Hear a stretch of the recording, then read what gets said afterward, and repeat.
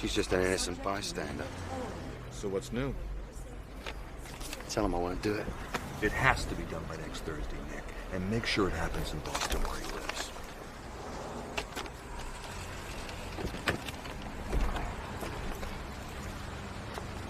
I'll see you in London on Saturday. We'll have a pint to celebrate. The White Zone for immediate no parking. Do not leave your car.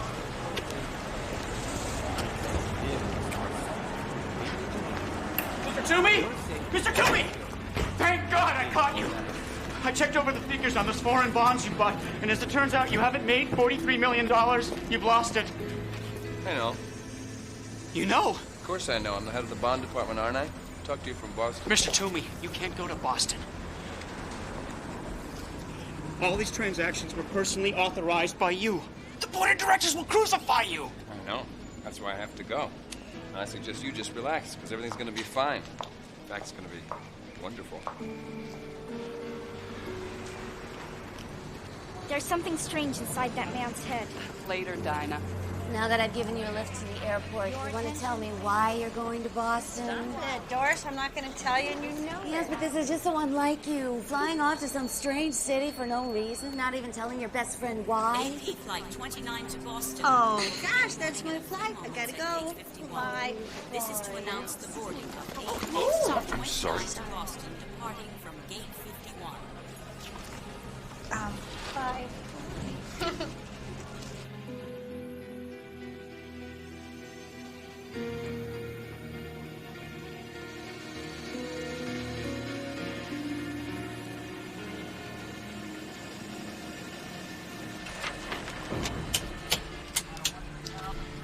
Oh, damn, these gauges, they don't tell us anything. That pressure leak could have been anywhere. Don't worry about it. It's the engineer's problem now. How can I not worry about it? You know what a pressure blowout can do. We were all damn near human pate. Oh, man. Maybe I've been doing this for too long.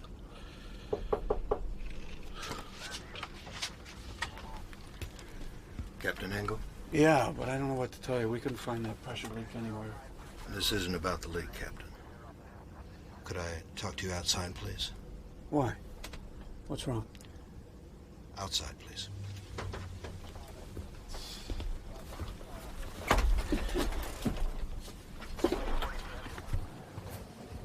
You want to tell me what's going on?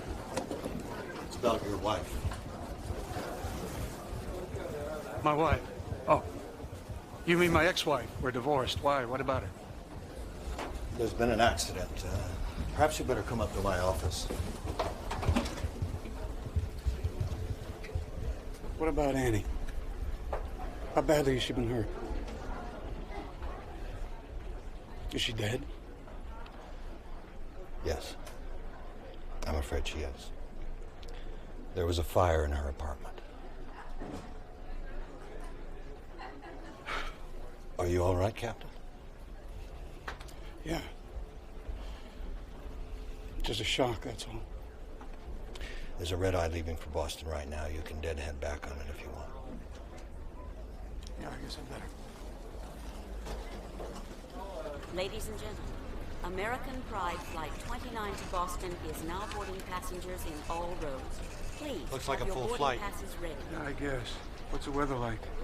Clouds at 20,000 feet from the Great Plains all the way to Boston. Oh, and we've had sightings of the Aurora Borealis of the Mojave Desert. Northern Lights? Over California this time of year? Who knows? The weather's been really freaky this year. I asked for a window seat, and that's what I'd like.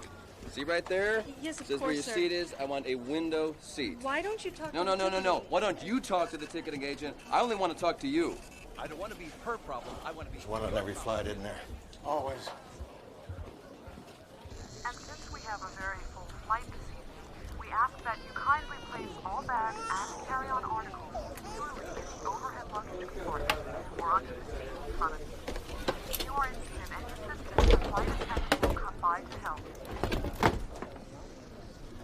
Well, I guess this is it, Captain. Have a nice trip. And my condolences. Thank you. Pardon me. Excuse me?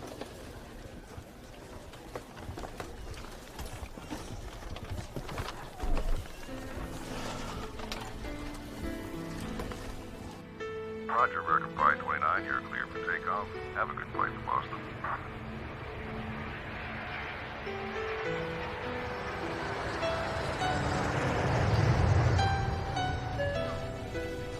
Our flight tonight will take us over the Rocky Mountains and Denver, past Des Moines and up over St. Louis, then on into the Boston area. So, folks, relax, enjoy the flight, and thank you for flying American Pride.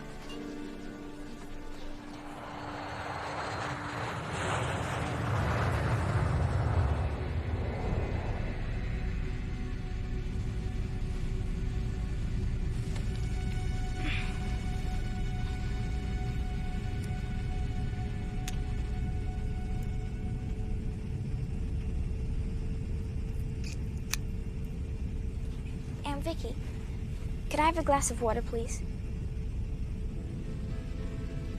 Aunt Vicky? Aunt Vicky?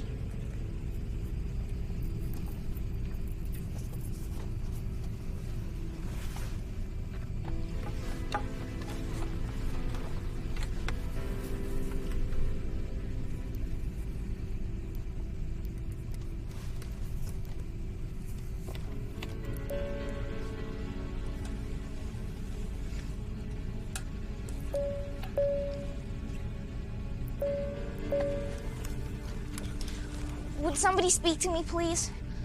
I'm sorry, but my aunt's gone, and I'm blind.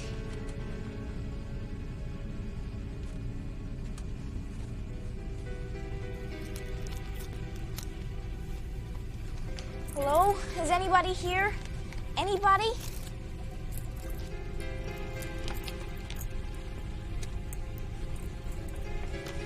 Dear God, please let someone be here. Anyone know?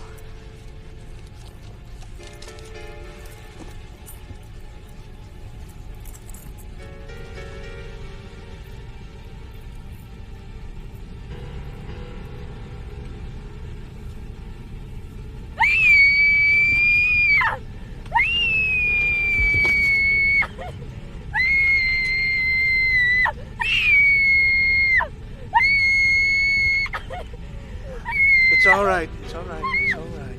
What's wrong? Where is everybody? They've gone. They've all gone. What do you mean, where's everybody? They're all right here.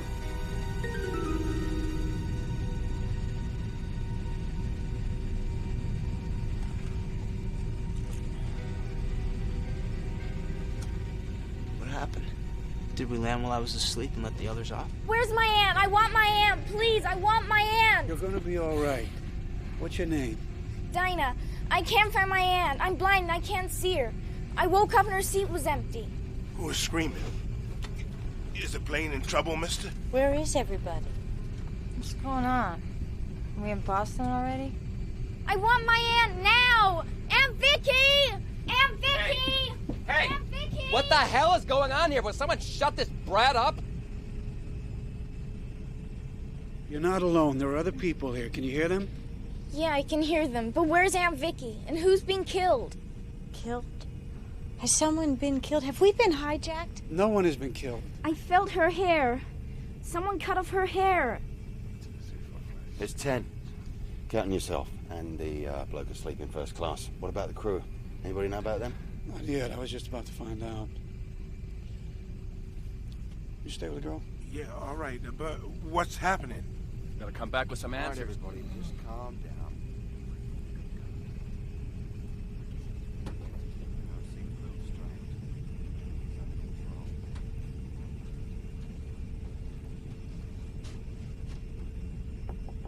Hello, you guys. Open up. Hello. So what do you think happened? Do you think the plane landed and let the other passengers off? I don't know. I was asleep. You're a teacher, aren't you? That's right, sweetie, the 5th grade. How'd you know that? It's in your voice. Miss Lee, my teacher at the blind school, sounds just like you.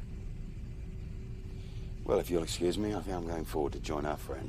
I want to know what is going on here, and I want to know right now. Oh, nor am I a bit surprised.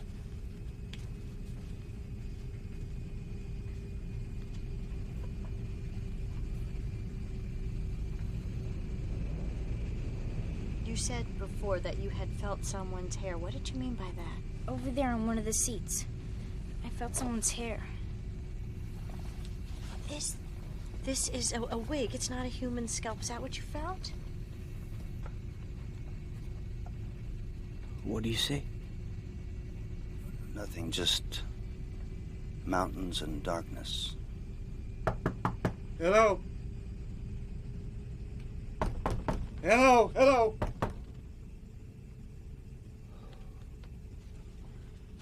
What's wrong? Flight crew disappeared with everybody else? Yeah, no, I don't know. They're not answering my calls and the door's locked from the inside. I was afraid of that. Sorry to get your wind up. Nick Hopewell. I am praying, sir, that the pilot's cap I noticed on one of the first-class seats belongs to you. It does, Captain Engel.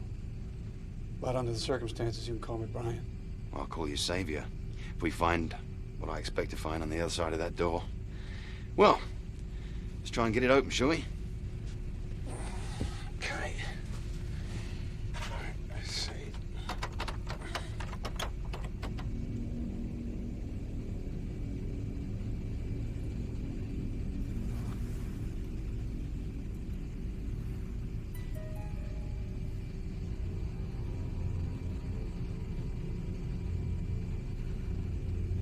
How could someone disappear and leave their hairpiece behind? It's quite a mystery, don't you think?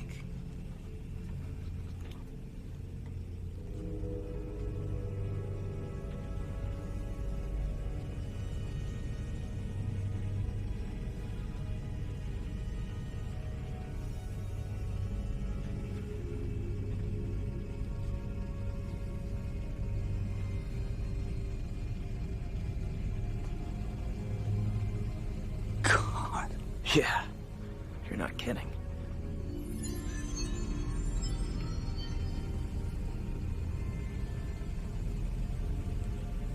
Somebody's bridge work. I was afraid of that.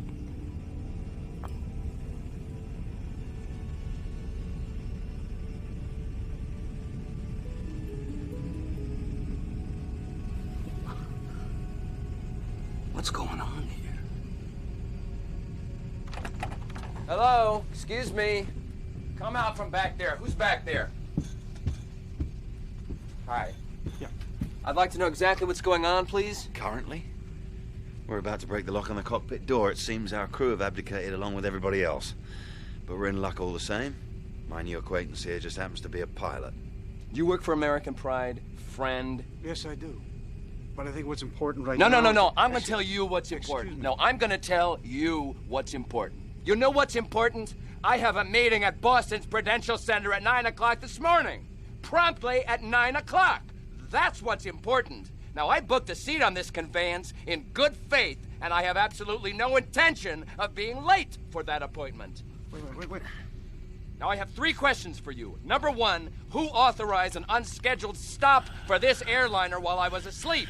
Number 2, where was that stop made? And number 3, why? Why was that done? You ever watch Mr. Spock on Star Trek? What the hell are you talking about? Just if you don't shut your cake hole, you bloody idiot, I'll be happy to demonstrate his Vulcan sleeper hold for you. Don't you talk to me like that. Do you know who I am? Of course I do. You're an obnoxious little twerp who likes to hide his fear behind aggression. No harm in that, but you are in the way. Listen to me. Listen! Oh, a nose hold. I can break it. Easiest thing in the world, trust me. I said I could break it. Do you understand? Signify if you understand. I haven't got time to discuss your business appointments, therefore I'm going to send you back to the cabin with this gentleman in the striped shirt. Don Gaffney. Mr. Gaffney will be your escort. Once you arrive in the main cabin, cabin, you will sit down in your seat, strap your seatbelt firmly around your middle, and keep your mouth shut. Do you understand? Oh, please favor me with a thumbs up if you understand. Jolly good. Now, I'm going to let go of you and your nose now. And when I do, if you so much as utter a word, a syllable, you will be investigating hitherto unexplored realms of pain.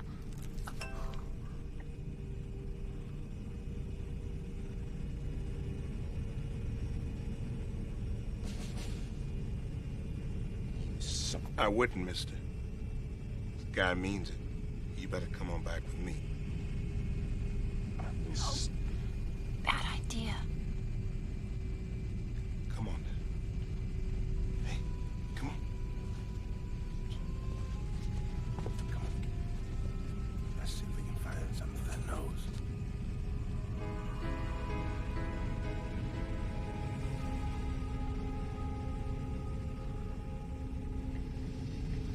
Right then. Let's get the cockpit door open, shall we?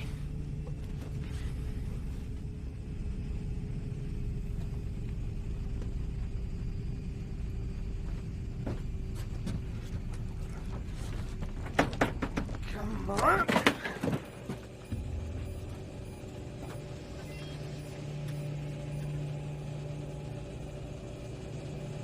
Whoa. No one's driving the plane.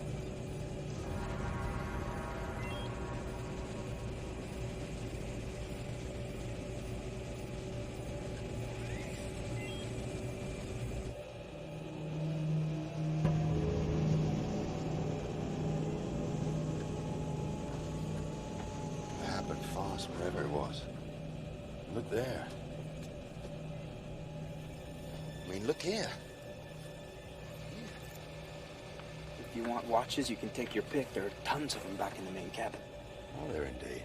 Watches, jewelry, and glasses. Also purses, but the weirdest thing is there's stuff that we're pretty sure came from inside of people. Like surgical pins, pacemakers. You know, I've been going on roughly the same assumption as our rude friend, the one I used the nose lock on, that the plane had landed somewhere for some reason, and then most of the passengers and crew were somehow offloaded, and then... No, there couldn't have been a takeoff while we were sleeping. Well, you can fly that plane on automatic, but you need a human being to take one up or land it. So where are the passengers and crew, then? I don't know. But I plan on finding out. Want to hand me that paper, please? Well, the altitude is right. 37,000 feet. We're on course. What are you doing? Figuring out our closest major airport.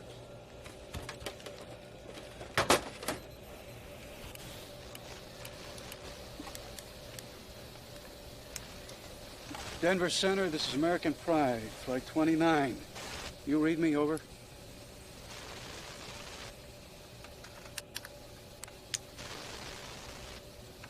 Denver Center, come in, please. This is American Pride, flight 29. We have a problem.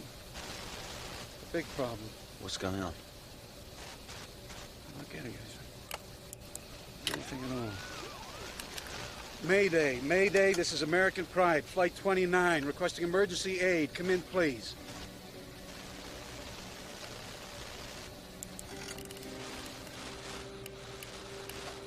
Unicom, this is American Pride, flight 29, requesting immediate radio contact. Over. Denver, come in. Come in, please. This is AP, flight 29. You answer me, damn it. Easy, mate. That dog won't bark either.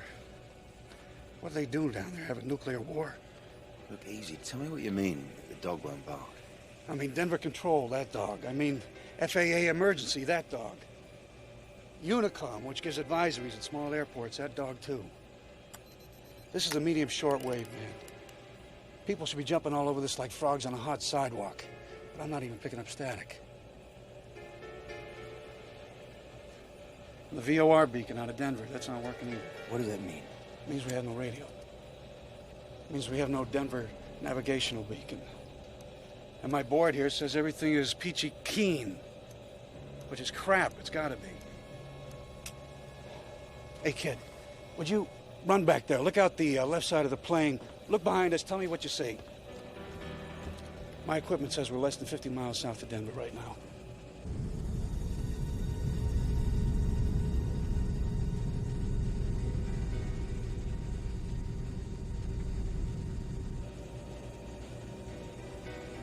Well, there's nothing out there. Nothing at all.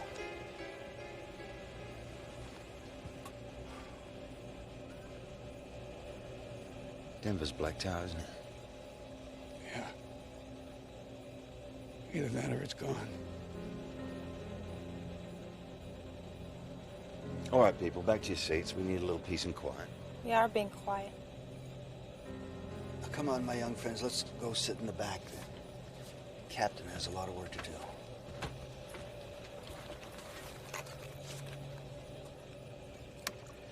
What are you doing? Using the military aircraft band. Strategic Air Command is never off the air.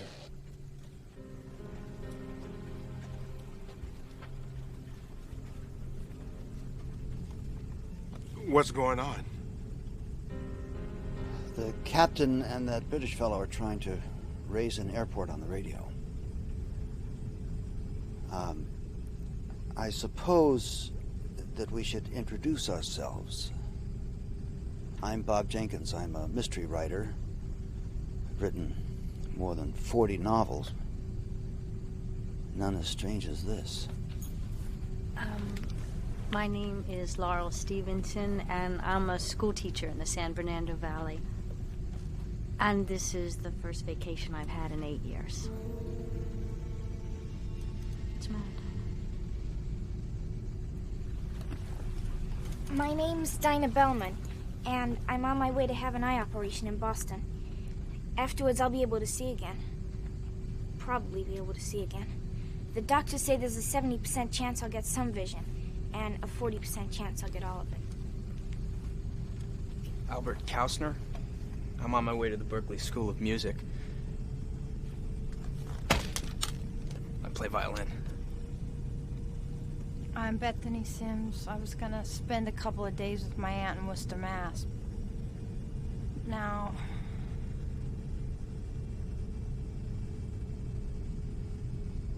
And you, sir, what's your name?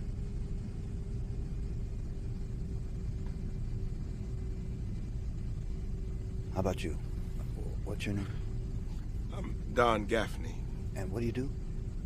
I'm a tool and die worker for Hughes Aircraft. I'm on my way to Boston to visit my first granddaughter. Okay, at least we've met. That leaves us with the $64,000 question. Where did everybody go, and why didn't we go with them?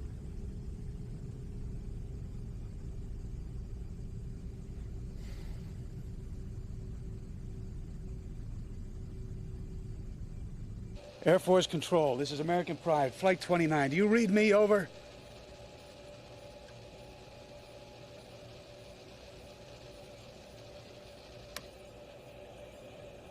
That dog won't bark either.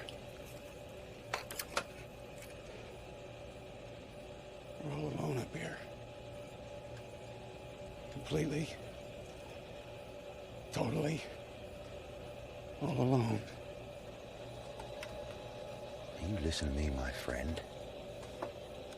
We don't want to panic on our hands, do we? You've got 10 people on this aeroplane, and your job's the same as it ever was, to get them down in one piece. You don't have to tell me what my job is. I'm afraid I just did.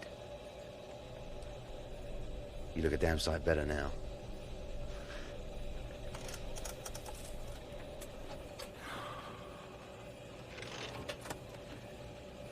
What do you do for a living, Nick? And don't tell me you're an accountant.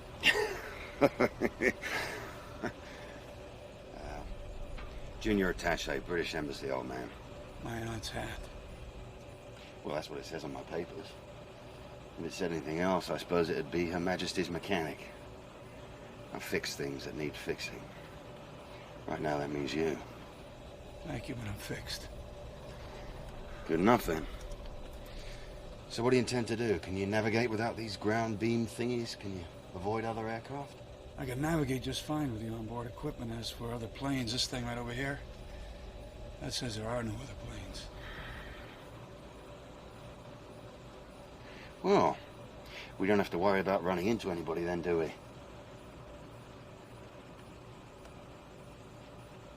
So what do we do now? On to Boston? Logan? At dawn? One of the busiest airports in the world with no idea what's going on in the country below us? No way. No, we're heading to Bangor, Maine. And I think it's time to tell the passengers.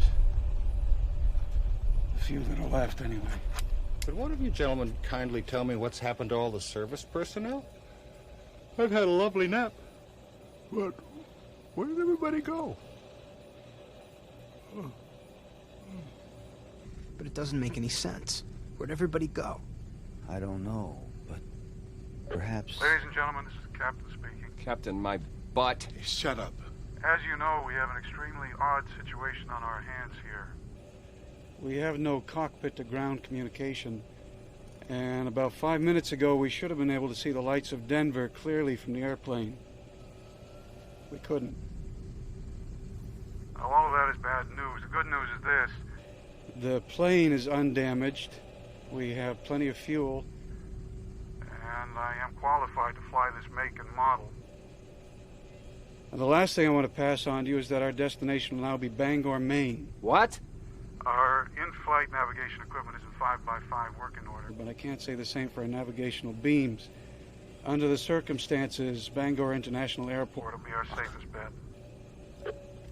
I have an important business meeting in Boston this morning at 9 o'clock, and I forbid you to fly us into some whistle-stop Maine airport! Do you hear me? Would you please be quiet? You're scaring the little girl. Scaring the little girl? Scaring the little girl! Lady! We're diverting to some tin pod airport in the middle of nowhere! I've got better things to think about than scaring the little girl! Why don't you just sit down and shut up, or I'm gonna pop you one! I don't think you could do it alone, bud. He won't have to. I'll take a swing at you myself if you don't shut up. I'm real scared now. I'll help them if you don't stop it, mister. I really will.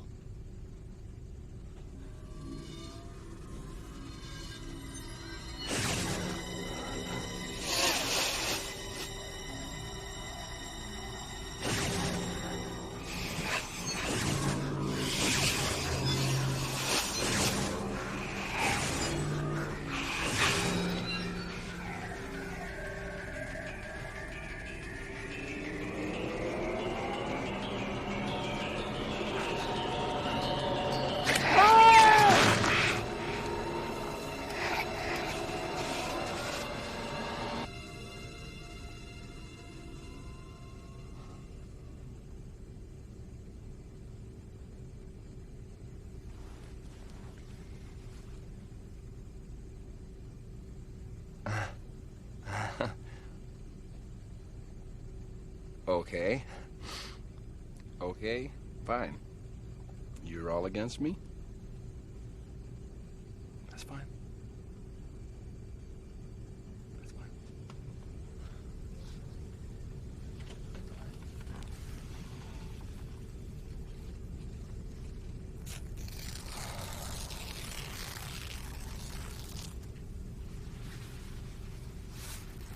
It doesn't have to be this way, mister.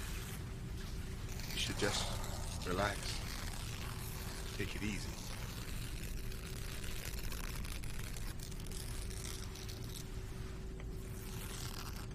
Anyone here know how to work this little oven up in the galley? I didn't think so.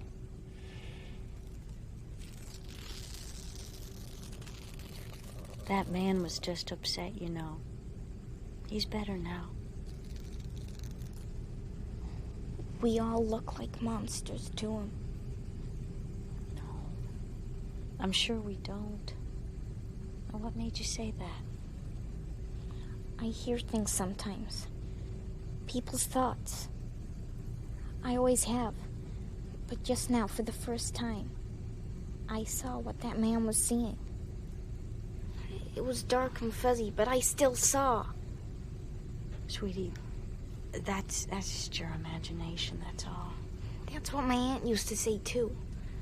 But it's not. Why don't you get some sleep? You'll feel a whole lot better. No, I won't. Besides, I was asleep, and now I'm all slept out.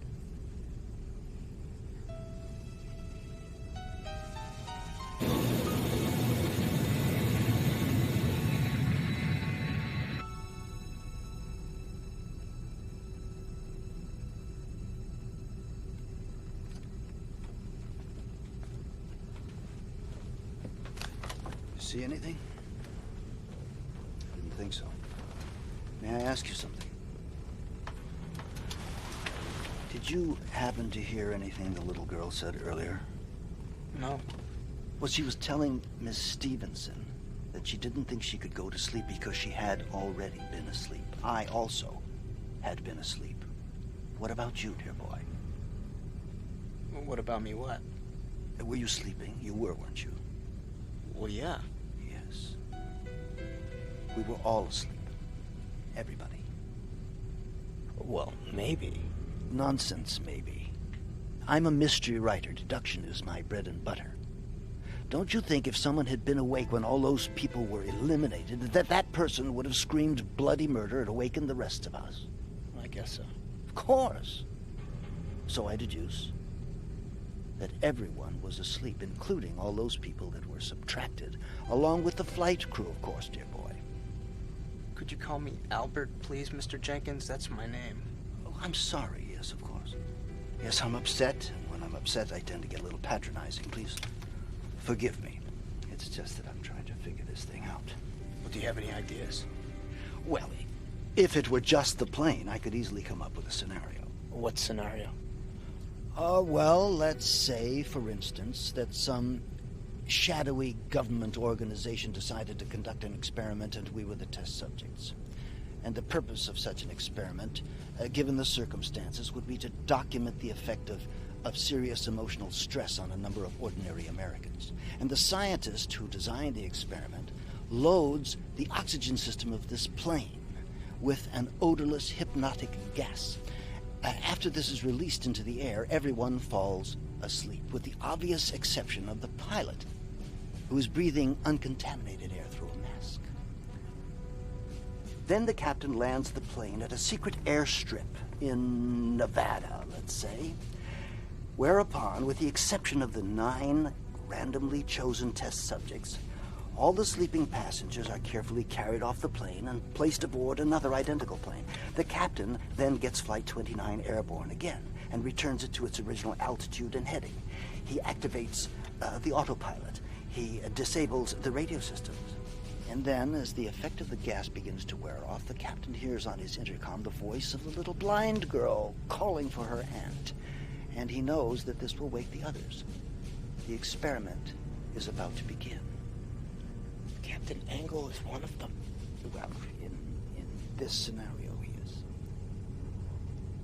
If Captain Angle is one of the people who did this to us, we're going to have to capture him as soon as we land. You, me, Mr. Gaffney, and perhaps that British fellow. But it doesn't hold up, you know. What? This scenario I just gave you doesn't hold up. But you just said. What I said was, if it were just this plane, I could give you a scenario. But unfortunately, it's not just this plane. The city of Denver is probably still down there, but all its lights were off, if it was. And it's not just Denver, I can tell you that. Omaha, Des Moines, St. Louis, there isn't a trace of any of them down there either. Now, what has happened has not just happened on this plane. And that's where deduction breaks down.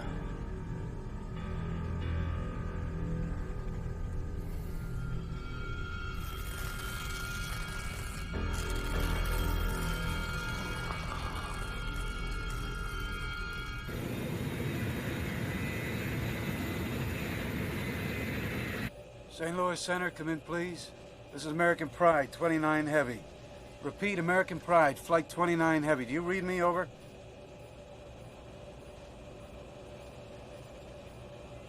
Nothing anywhere. Not on the ground or in the air. It's like the entire country has suddenly ceased to exist. I suppose you ever read science fiction, do you? Well, I was crazy about it as a kid. You? Yeah, till I was 18 or so. I've been sitting here running all these old stories through my head. You know, time warps, space warps, alien raiding parties. I mean, we really don't know if there's anything left down there, do we? Not with all this cloud cover. No, we don't. No, and it might hold all the way to Bangor. With air traffic control out of commission, there's no way of knowing. Suppose you just took us down for a little look-see. No, too dangerous. With no ATC and no other planes to talk to. You can laugh at me if you want. I'm not laughing, matey. I'm far from laughing. Well, suppose we have slipped into another dimension, like in a science fiction story. How do we know what's down there? I mean, this Earth could have the Rockies in upstate New York. Well, we seem to have the sky pretty much to ourselves. Up here, that's true. Down there, who knows? And who knows is a very dicey situation for an airline pilot. So, for now we just go on. Right. And wait. Right again. Well, you're the skipper. That's 3 in a row.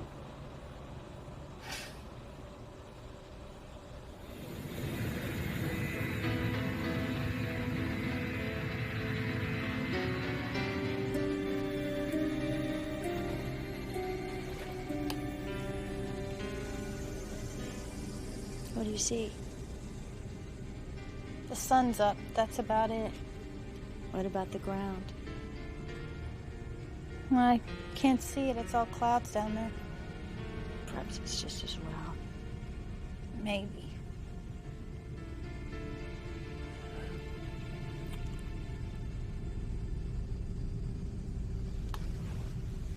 Feeling better? A little. I don't mean to pry. But... What? You can ask me what you want.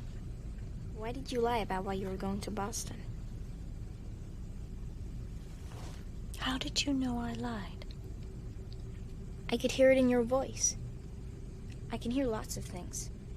Maybe because I'm blind. I don't know, but I know you don't lie. Otherwise, I wouldn't have heard the difference. I was going to meet someone. A man named Darren Crosby. How did you come to know him? Well, that's the embarrassing part, and that's why I lied. I've never actually met him before. We started corresponding through a personal ad in a magazine, and I liked him. I mean, I liked what he wrote and what he looked like in his picture. So I agreed to fly to Boston to meet him. That's strange, isn't it? To fly all the way across the country to see someone you've never even met before. Yeah. But I just realized it didn't have anything to do with Mr. Crosby. It was really about me. I didn't want to play it safe anymore. I was trying to break out of the confines of my life and have an adventure. Well, I guess I got more of an adventure than I bargained for.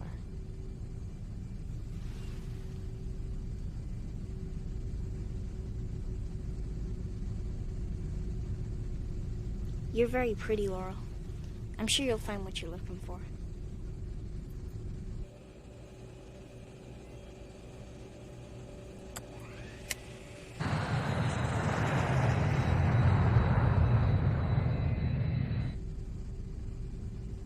Do you think we're gonna be all right? I think so. I hope so. Kind of scared what might be under those clouds. Then I was scared anyway about Boston. My mother, all at once, decided how it'd be a great idea if I went to spend a couple of weeks with my Aunt Shauna. I think the idea was for me to get off the plane and then Shauna pulls a string on me. What string?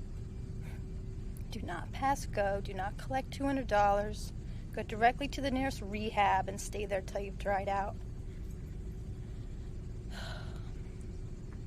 Everything just seemed so weird before that this just seems like more of the same. This is really happening, isn't it? I mean, I'm not just imagining it, am I? No. It's real enough, all right. Do you need a rehab, Bethany? I don't know.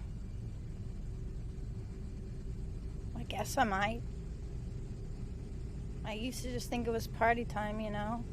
All the booze and drugs I could get, but now, I don't know.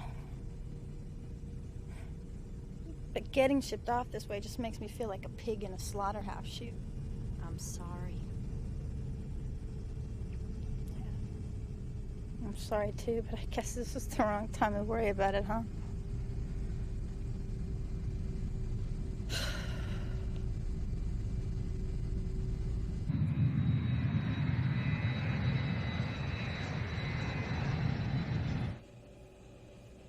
Well, I think it's time to fish or cut bait. Hello again, ladies and gentlemen. This is Captain Engel speaking. We are currently over the Atlantic Ocean, about 30 miles off the Maine coast. I'll be commencing our initial descent into the Bangor area very soon. I want you all to make sure your seatbelts are snug and secure. I'm beginning our descent now. I want you all to be calm. My board up here is green across, and all procedures in the flight deck remain routine. Well, that's very comforting, that is. You should have been a politician, mate. Well, I doubt they're feeling very comfortable right now. I know I'm not. 30,000 feet, still descending. I don't mind telling you, Brian. I'm scared stiff. Part of me wants to grab you and make you take us back up again. Oh, it wouldn't do any good. We can't stay up here forever. I realize that. I'm still afraid of what's under these clouds. Or not under them. Well, we'll find out together.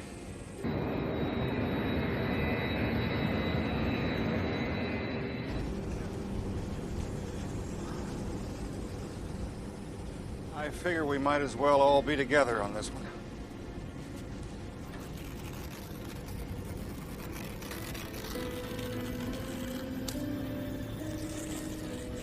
You mind stopping that? It's driving me crazy.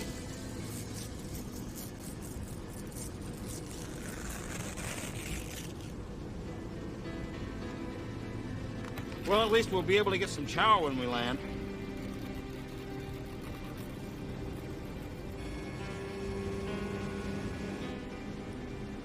You know something, Dinah? What? I really don't want to go down there. I mean, I really don't. Well, if it'll make you feel any better, you're not the only one. I'm scared. I mean, very scared.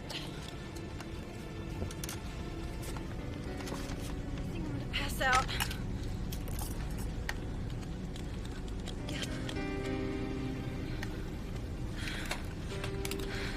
It's going to be all right. I hope so. Oh!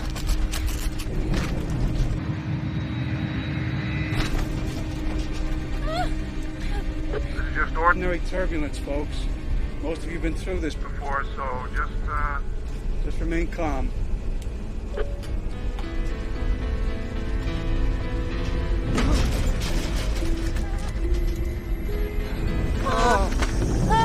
What's wrong? Is there something wrong with the plane?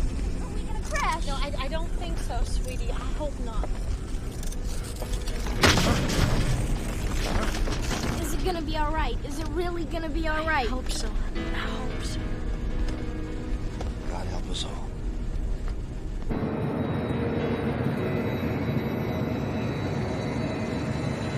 Look, maybe this wasn't such a good idea, Brian. Maybe we should climb back up again and think about it, eh?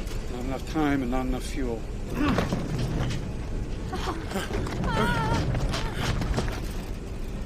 Hang on. Going in.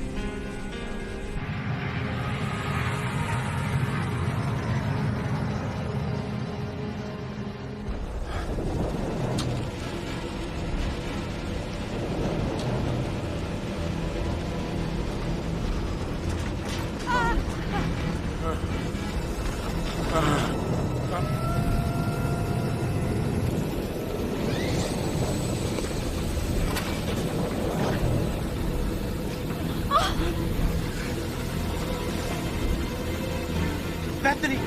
Bethany! Bethany!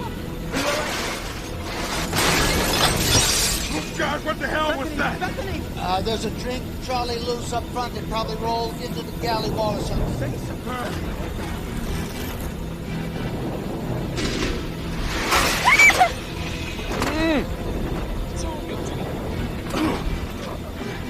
Please, I don't want to die. I just don't want to die.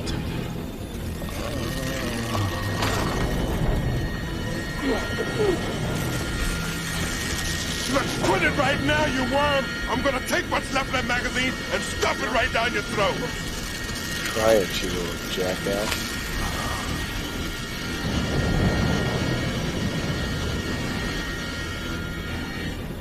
3,000 feet.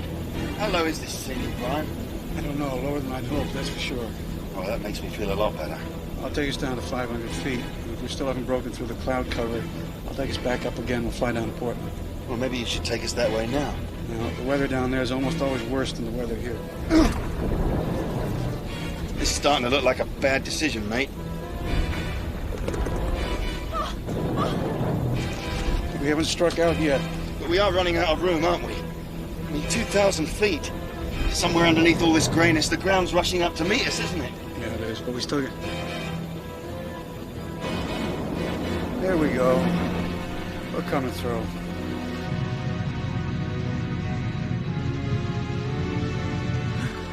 It's all right. It's all right.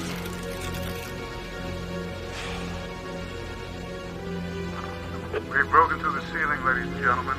In a few minutes, you're going to hear a thump from below. That'll be the landing gear lowering into place. I am continuing our descent into the Bangor area.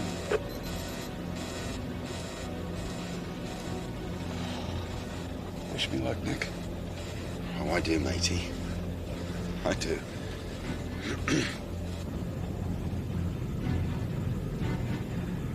What do you see, Laurel? We're over land. I see a field and a forest and what looks like a pond. It's there, Dinah. It's all there.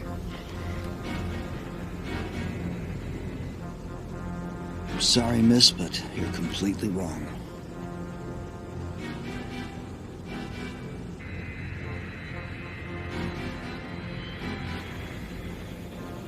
I can see the airport. My God, what a beautiful sight. Well, buckle up, we're coming in.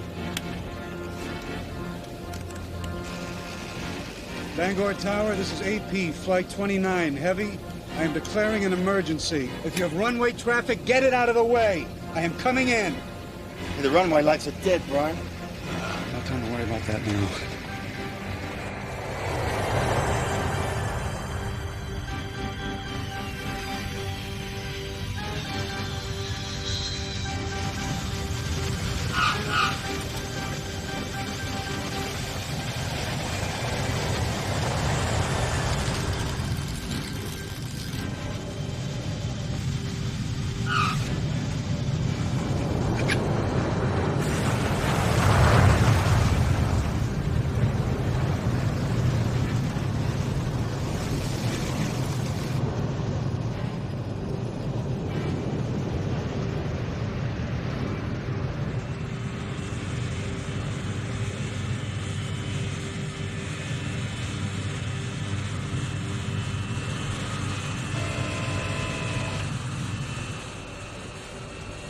Routine landing. Nothing to it.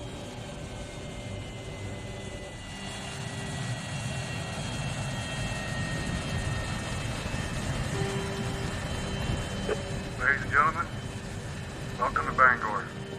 Yeah!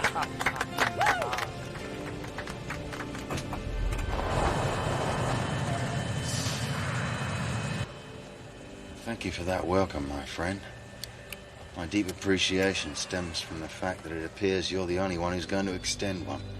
And this place is utterly, totally deserted. No, it can't be. Unfortunately, I'm afraid it is.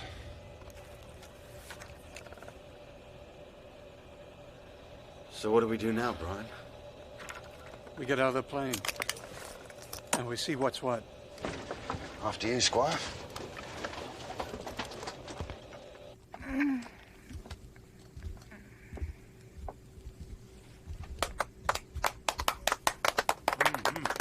Okay.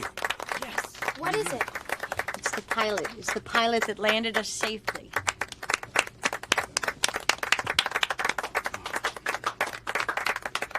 Ladies and gentlemen, I assure you it was a very routine landing. Aw, shucks, ma'am. It weren't nothing. You made it down alive? That's great. If I could just have your attention. Now, I know you've all looked out the windows, so you know as much as I do. Not only have the passengers and the crew on this flight disappeared, but it now appears that the people on the ground have disappeared as well.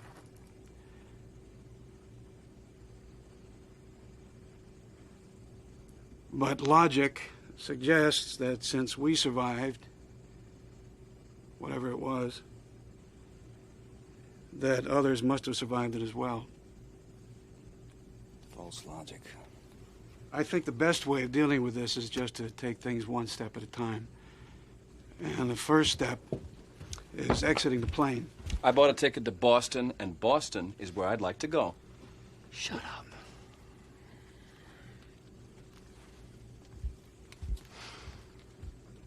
We're going to have to use the emergency slide, so I want to review the procedures with you. Now listen carefully, and then form a single file line behind me.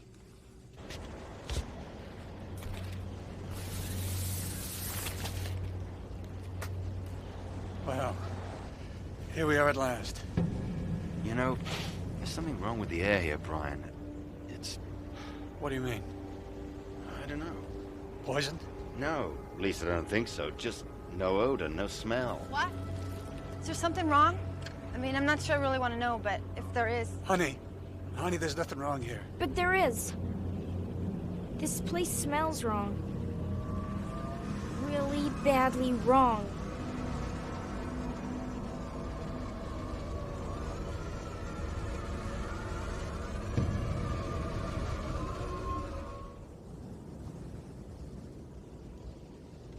We have to investigate. We don't have any choice. You understand that, don't you? Why? Why do we have to? There's no one here. Well, we really won't know that until we check, will we? I know already. Listen. There's nothing to smell and nothing to hear. No birds singing. No motors revving, no nothing. But what? Never mind. Well, what now, Captain? You tell me. Us. I suspect this is more your territory than mine. You realize I can turn you in for this, don't you? You realize I can sue this entire airline for $30 million and name you as primary respondent? Well, that's your privilege, Mr. Toomey. Craig Toomey. Mr. Toomey.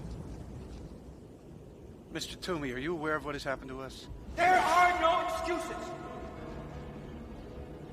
Mr. Toomey? Just terrible. Mr. Toomey? Stop wasting time! Mr. Toomey? This is terrible. Just terrible. An A- and a B. A B, for God's sake. What, you gonna dig ditches for the rest of your life? But Daddy, There are no excuses. Look at this. That's a B. That stands for bum. Now, what happens to lazy bums who lie down on the job, Craig? The Langoliers get them? They do more than get them. They get them and they eat them.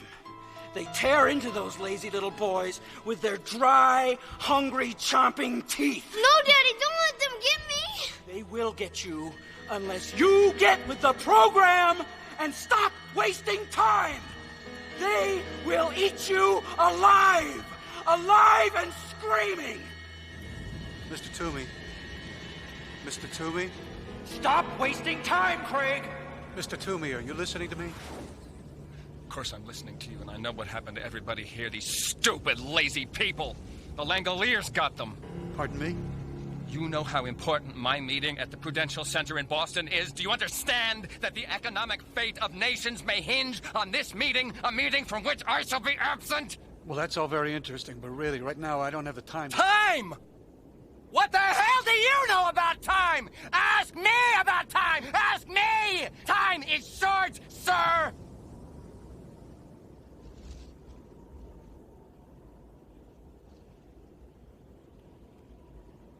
And what do you reckon the best way is inside the terminal, Brian? Well, I guess it would be through the luggage conveyor. All right, then. Now let's hike on over. Ladies and gentlemen, shall we? Sure. Let's go. Let's go. Mr. Toomey? Let's keep together, please. Why don't we see if we can get something See to the eat? opening there? That's what we're going through. And if there's a restaurant.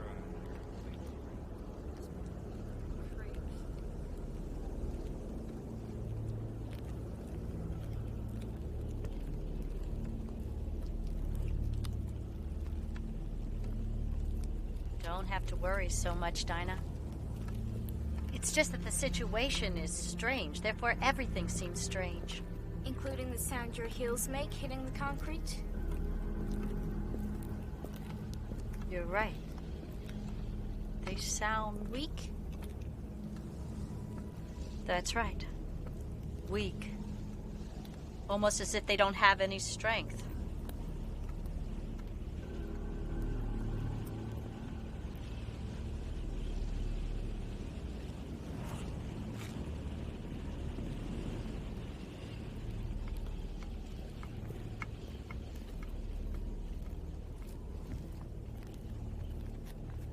Coast clear.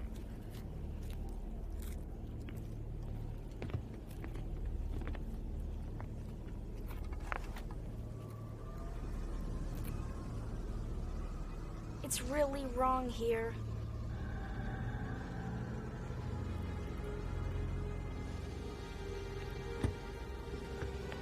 Watch your head going through here. That's it. Yeah, just wait for me to get it.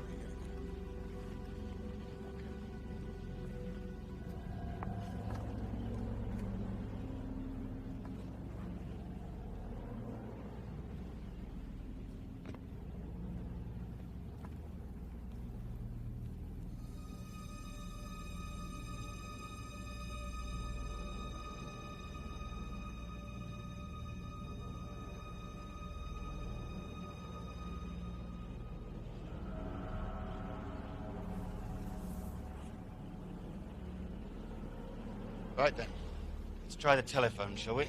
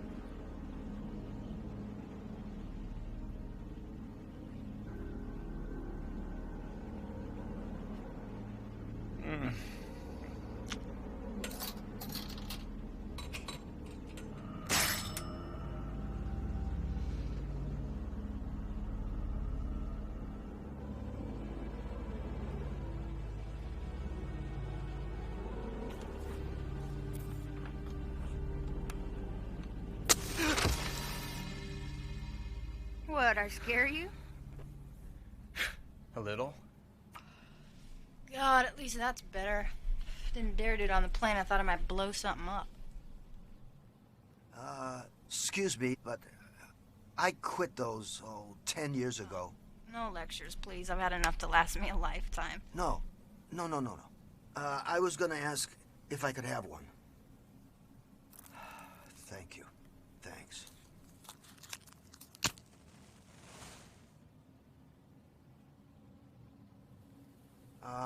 Albert. What? God, you have been away. Here. Now I know why I quit him. God. Albert, what time's your watch say? 8:45. Yeah, so does mine. But I don't trust it. It feels much later than that to me. You know, it does. Feels like it's almost lunchtime. Isn't that nuts? It's not nuts. It's just jet lag. No, I disagree with you, young lady. We traveled west-east, and any temporal dislocation that west-east travelers feel works in the opposite direction. They feel it's earlier than it really is. I wanted to ask you about that exact thing on the plane. When the captain told us that there must be other people here, you said false logic. But it seemed straight enough to me. We were all asleep, and we're here. And if this happened at 4:07 Bangor time, well, then almost everybody in town must have been asleep. Yes. Yes, so? Where are they?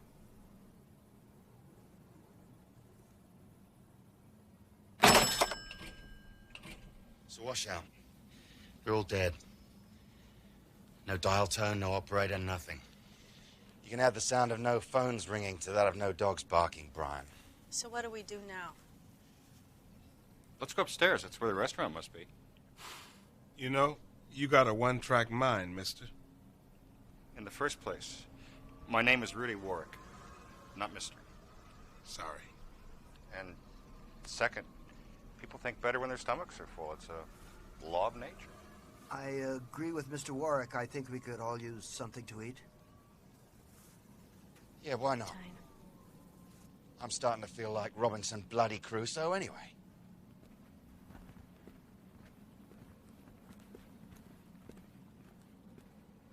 You know something, don't you? I might, but then I might not. But I do have a suggestion. Young lady, save your matches. Well, I don't get what you mean. There's got to be a newsstand upstairs with tons of matches and disposable lighters. I just still say save your matches.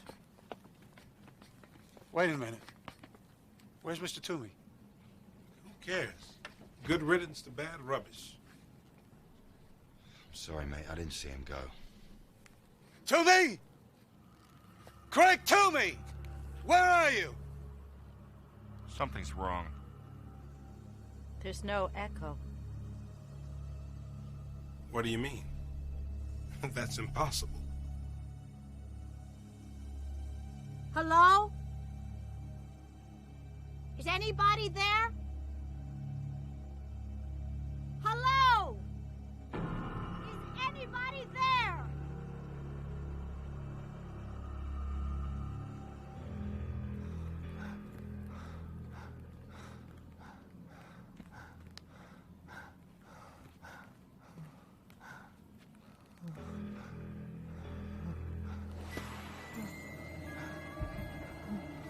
They're coming, son.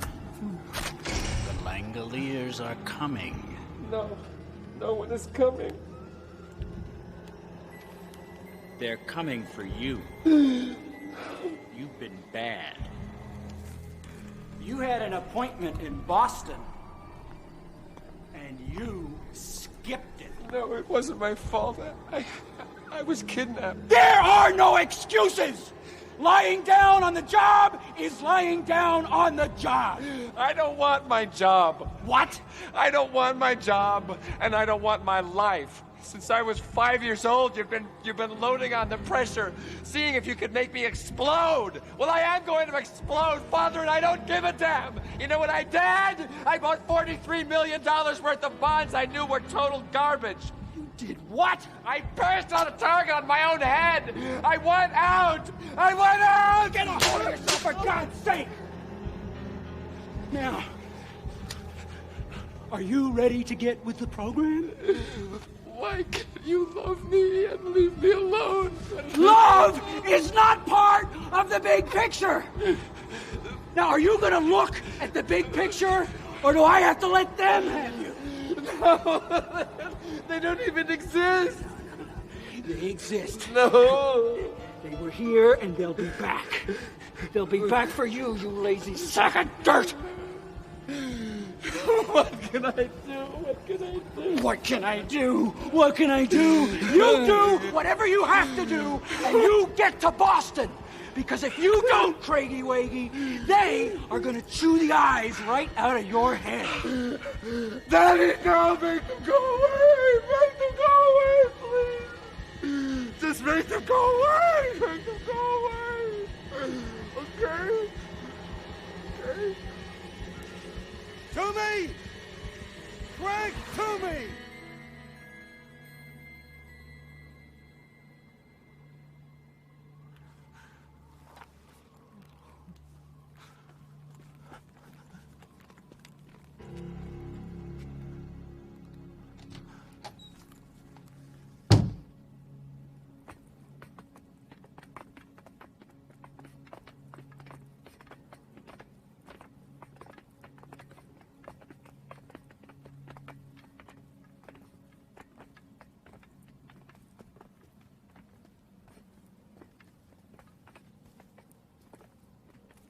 Okay, let's go. Wait. What? Shh.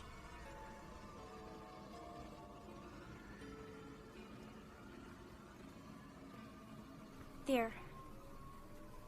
There, I feel the light.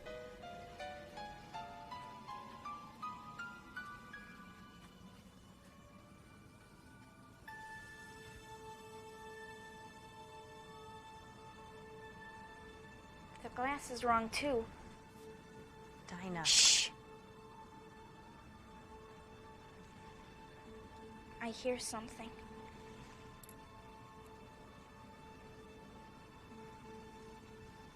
There's nothing out there.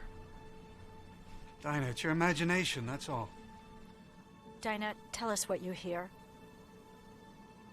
I don't know. It's very faint. I heard it when we got off the airplane. And then I decided it was just my imagination. Now I can hear it even through the glass. It sounds a little like Rice Krispies after you pour in the milk.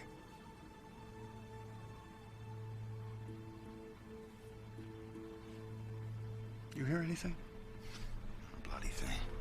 Mind you, she is blind. I mean, she's used to making her ears do double duty. I think it's hysteria. Do you hear anything?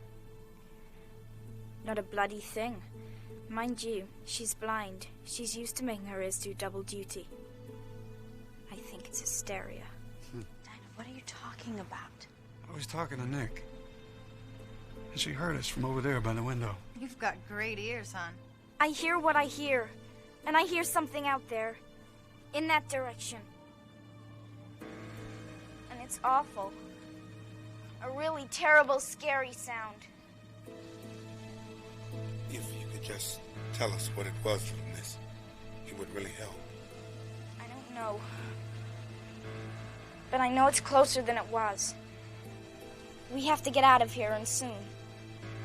Because something's coming. There's something making that horrible serial noise. Dinah, the plane we came in on is almost out of fuel. Then you have to put some more in it! It's coming! Don't you understand? It's coming! And if we haven't gone by the time it gets here, we're all going to die!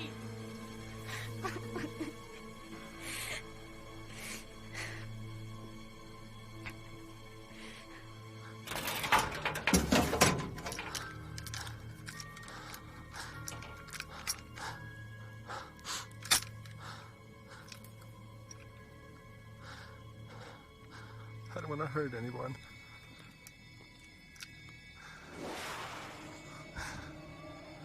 Don't forget, Craigie Waggy. The Langoliers were here. And they will be back. You'd better be gone when they get here, or you know what will happen. Oh, I know what'll happen. They'll eat me. They'll eat me all up.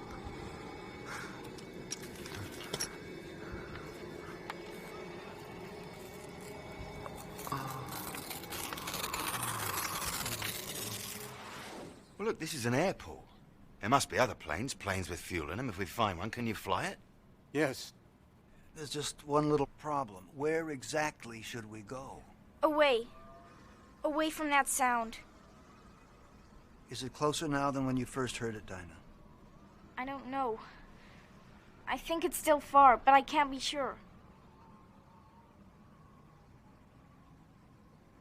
Then I think we should do what Mr. Warwick has suggested. Let's find the restaurant, have a bite to eat, and then we can figure out what's going to happen next. Who elected him leader of the group? We better go along. I think he really knows his stuff. What kind of stuff? I don't know exactly, but... well, I think it's worth finding out. Well, come on. Right. I'm starving. Let's see what they got.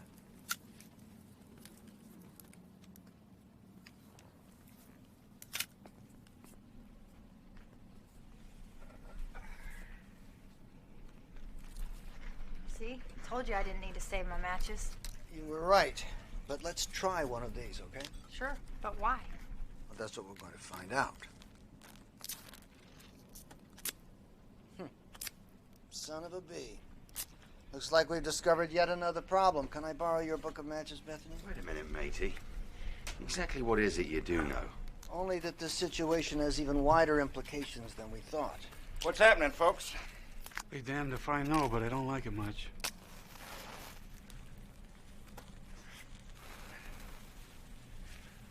Huh. Even that's more than I expected. All right, tell us about it. I know you... It's spoiled. Damn, I hate that. Spoiled? No. No, I doubt that.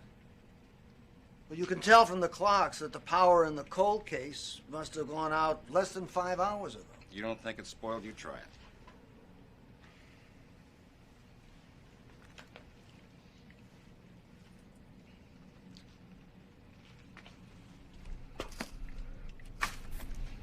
That's not spoiled. It's just tasteless, like chewing paper. But I can understand why you might have thought that it was spoiled. It was spoiled. Try your beer. See how that is. I don't want it anymore. Here, give it to me. I've drunk 'em warm before. Don't cross my eyes none. Damn. Flat. Flat and tastes like an old tire. Oh, good. That's good. Flat, that's something we can see. Can you get some more beers and some soft drinks from the cold case over there? You can't dilly-dally any longer, Craigie Wiggy. You have to get to Boston, and you have to do it now. I don't want to shoot you, but I will if I have to. I don't want to shoot you, but I will if I have to. Yes, I will.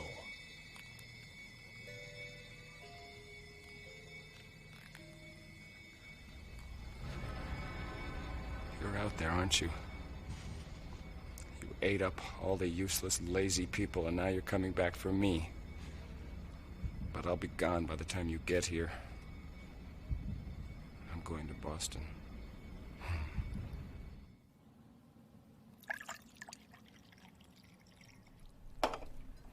So we're all agreed. The beer's flat. But why? Well, I have an idea, but before I say anything else, I'd like you all to look around this place very carefully and see if you can tell me what's different about in here than on the plane.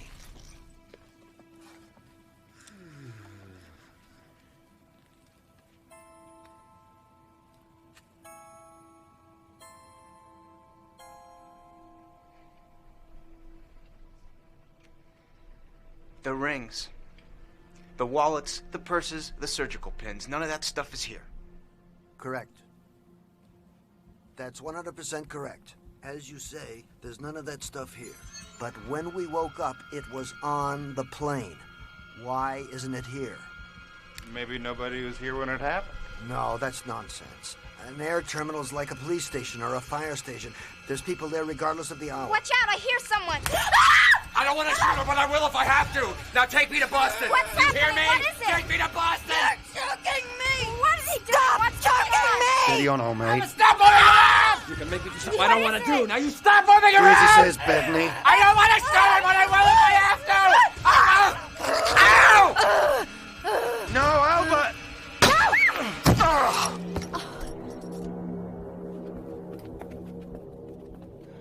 I think I've been shot. Albert! It's all right, Albert. Albert? Albert, you all right? Kid, you all right? How bad am I hit? Were you able to stop the bleeding? Oh, I think you'll live, old son. Here, souvenir for you. Found it on the floor. It must have hit you square in the chest and bounced off. I was thinking of the matches. I sort of thought it wouldn't fire at all.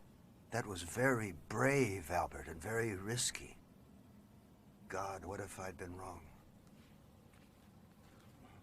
You almost were. A little more pop, and Albert here would have had a bullet in his lung. Okay? All right. So here's what we do, Mr. I thought it was really brave. Did you pass me that rope? I mean, incredible. Strong. It wasn't much. I don't want him moving at all. Oh. Hold his hands for me. Say, I didn't kill that guy, did I? I hit him pretty hard. He's out like a light, but he's still alive. Oh, his pulse is strong and regular. He'll live. He'll just wake up with a bad headache. In the meantime, I think it might be wise to take a few precautions, don't you? Do you have to be so rough? Yes. If you want him safely secured, you do want him safely secured, don't you? All right. Just like one of Father John's Christmas turkeys.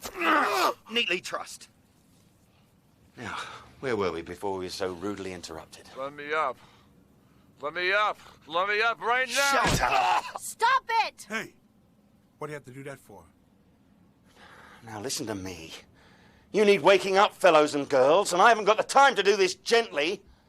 Dinah says something's coming towards us, rather nasty, at a rate of knots, and I, for one, believe her. Now, having a knowledge of what it is may not save our lives, but I'm bloody sure that a lack of it's going to put an end to us. And soon. Anybody disagree? Jolly good. Mr. Jenkins, pray continue. I'm sorry, but I write about these things. I just haven't taken part in them. Until now, that is. I think you're doing great, Mr. Jenkins. And I like listening to you, too. It makes me feel better. Oh, well, thank you. Thank you. That's very nice of you to say that, Dinah. I think I found a fallacy in our thinking, and it is this. We all assumed as we began to grasp the dimensions of this event that something had happened to the rest of the world. But the evidence doesn't bear that assumption out. What has happened to us. And us alone. I'm convinced that the world as we know it is ticking along as it always has.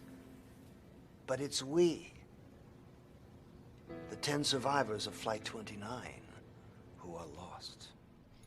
Please tell us what you know, Mr. Jenkins. I can't help but feeling that we're running out of time and fast.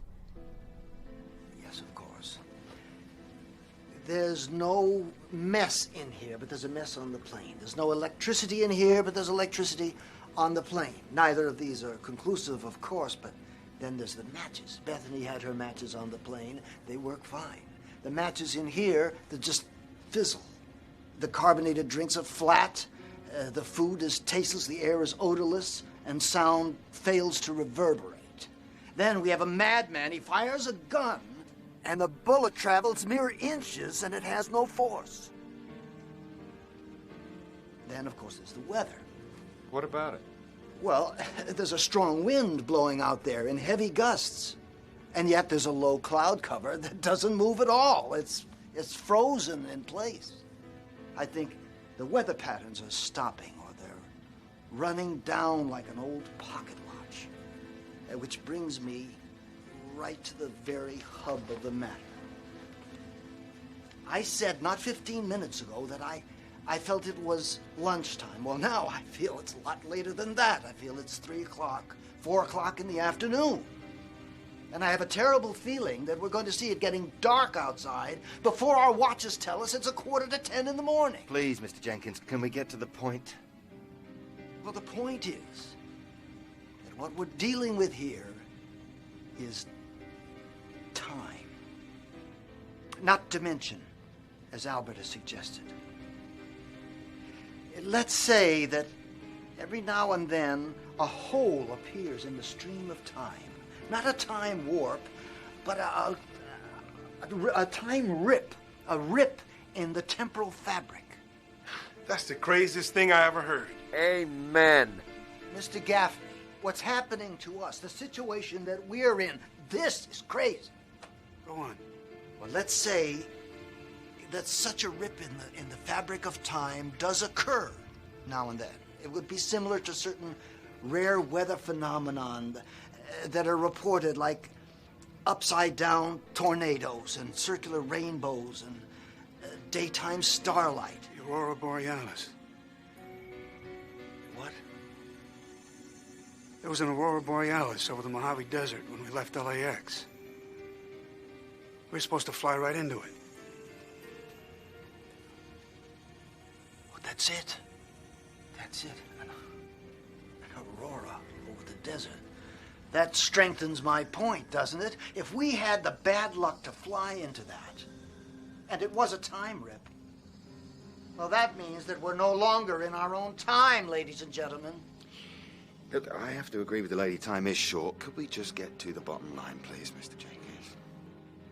The bottom line is, I believe, that we have hopped an absurdly short distance into the past. Say as little as 15 minutes. And we're discovering the unlovely truth about time travel. That one can't appear in the Texas State School book depository on November 22nd, 1963, and hope to stop the Kennedy assassination. One can't witness the building of the pyramids or the sack of Rome, or investigate the age of the dinosaurs firsthand. No, fellow time travelers. Have a look around you. This is the past. It's empty. It's silent. It's a world with all the meaning of a discarded old paint can. Sensory input has disappeared. Electricity has already disappeared. And time itself is winding down in a kind of a spiral that's going faster and faster. But what about us? If this place is winding down and we're caught in it... I suppose we'll wind down with it. Or else wink out of existence like the other passengers on our flight.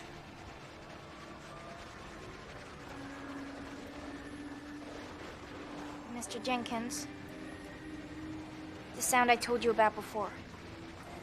I can hear it again. It's getting closer. Much, much closer.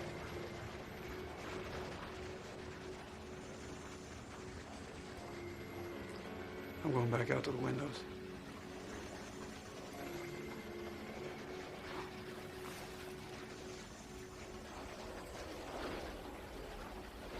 What about you two? You coming? We can hear it as well as we want to from here. Mind you stay away from Mr. Toomey. Stay away from Mr. Toomey.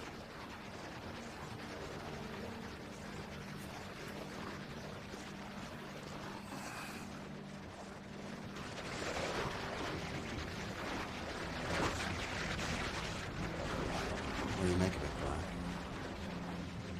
All I know is it's the only sound in town. No, it's not in town yet. But it will be, and soon. Dinah's right. We gotta get out of here, and we gotta get out of here now! Yeah, but where do we go? Atlantic City, Miami Beach, the nearest spa? Captain, you're suggesting that there's no place we can go. I hope that you're wrong about that. First, I have a question. Is it going to be possible to refuel that plane even though there's no power? Yeah, they have fuel pads in the ground next to the jetway out there. They should be full. But even if we do refuel the plane, then what? Then we take off again. The sound is coming from the east. The time rip was several thousand miles to the west. Can you retrace our original course? Yeah, I can, but why? The time rip might still be there. Don't you see? We might be able to fly right back through it. He might have something there, Brian. He just might. Yeah, he might. He might, or he might not. It doesn't really matter, because we're not going anywhere in that plane. Why not? If we can refuel it, then why... Remember the matches? The ones from the bowl in the restaurant, the ones that wouldn't light? What? What about them? Well, don't you see, mate? If the matches won't light and the beer's flat... Then jet fuel won't burn. It'll be as used up and as worn out as everything else in this world. I might as well fill up those fuel tanks with molasses. You mean we're stuck here? With that noise coming closer and there's no way out?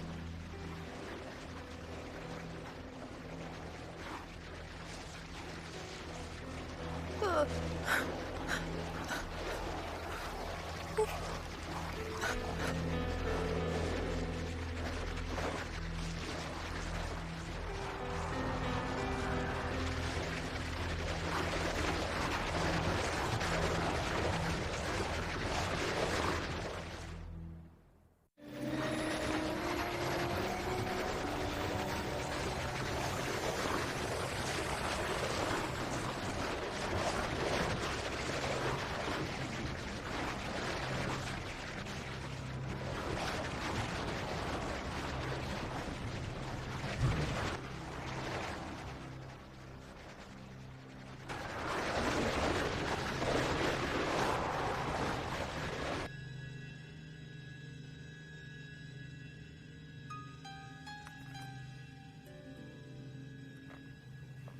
You mentioned Langoliers earlier, Mr. Toomey.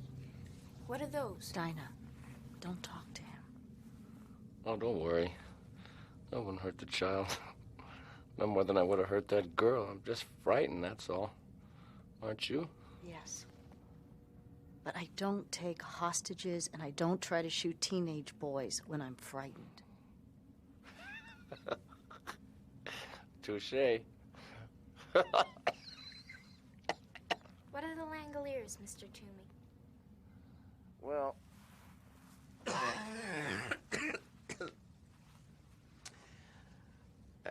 I used to think that they were make-believe, but I'm beginning to wonder because I hear it too. The sound. The sound's the Langoliers. Well, I don't know what else it could be. Tell me more about them. Well...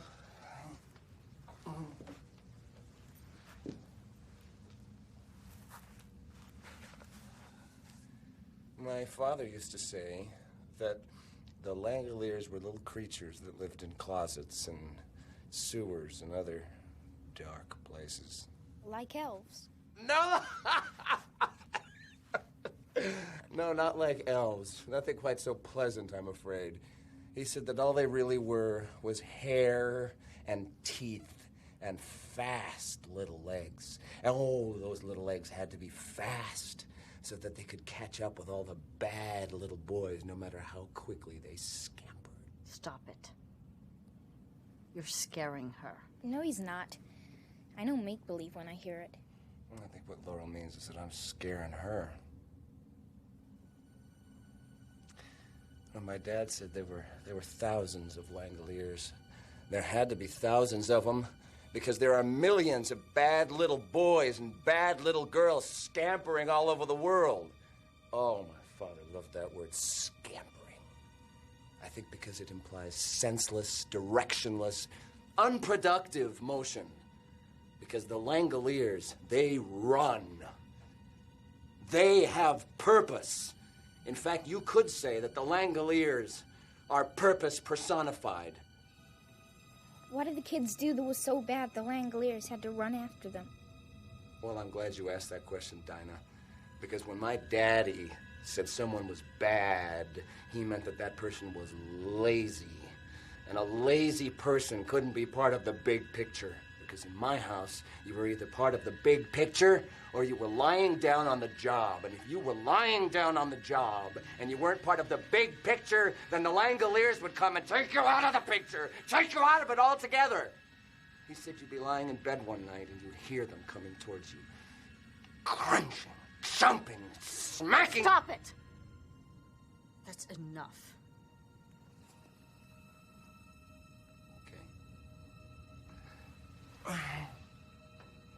I'll bet you were scared of your dad, weren't you, Mr. Toomey?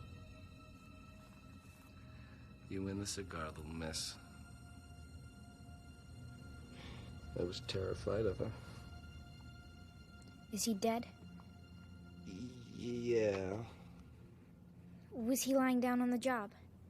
Did the Langoliers get him? Yes.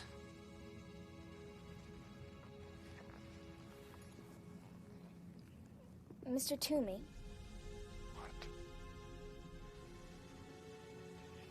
I'm not the way you see me. I'm not ugly, none of us are.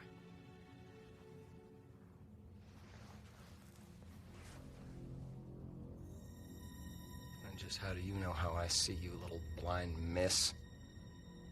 You might be surprised.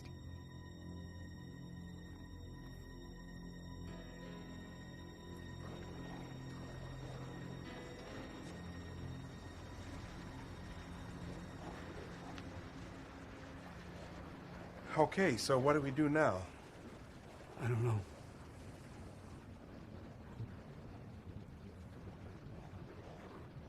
God, she looks beautiful, doesn't she? Yeah, especially compared to everything else around here. Brian, exactly how much fuel do we have left? Well, when we landed, I had less than 5,000 pounds. To get back to where this happened, I'd need at least 100,000.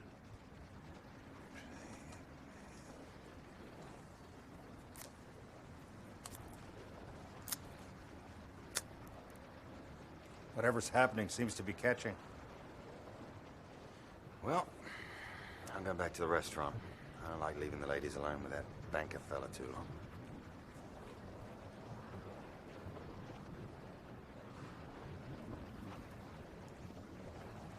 Come on. Oh, wait a minute.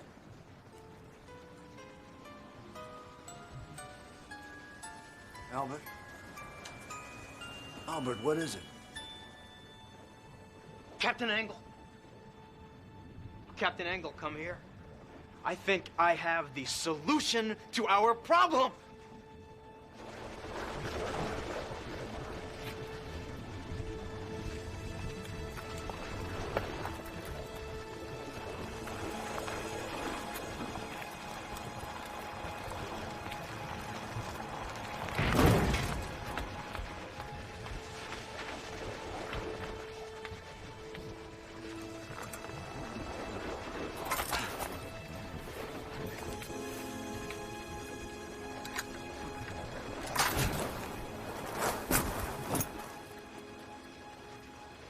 What are they doing?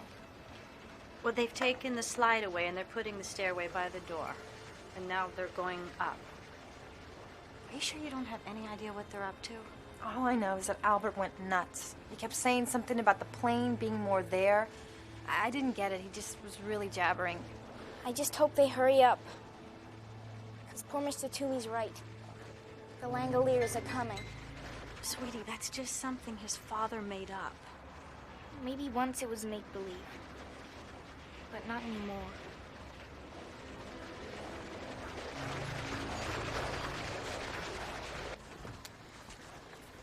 All right, Albert. On with the show. Exhibit A, the book of matches from the restaurant.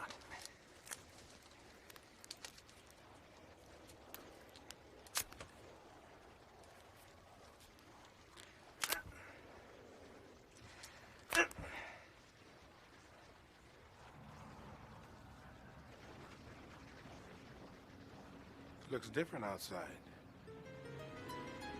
The light's going. That's what's different. How's Mr. Toomey? You kidding? He fell asleep.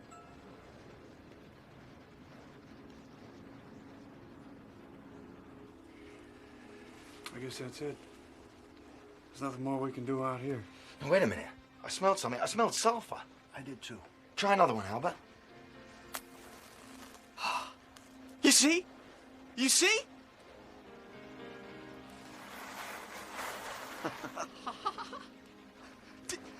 Do you see what it means?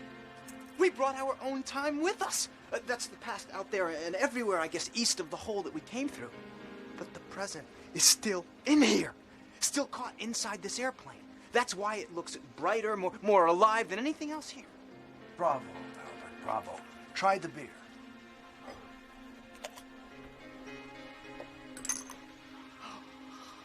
Smell. By God, it smells like beer. Well, come on, mate, pour it. My doc says suspense is bad for the old ticker.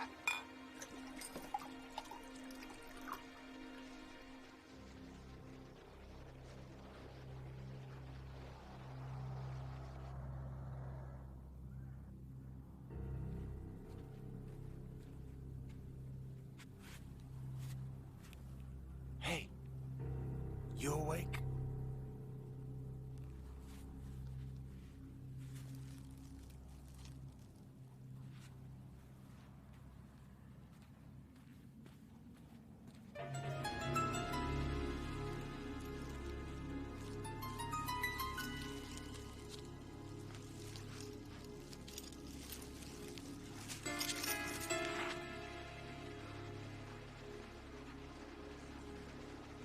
So the matches work, but the lager doesn't. What does that mean?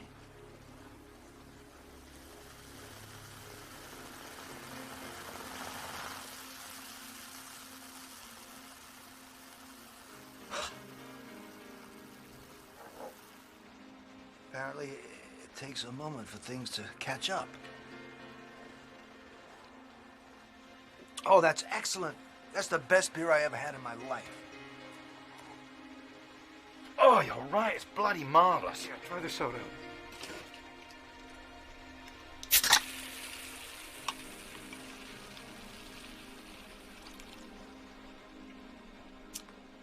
Gentlemen, the cola is very, very good today.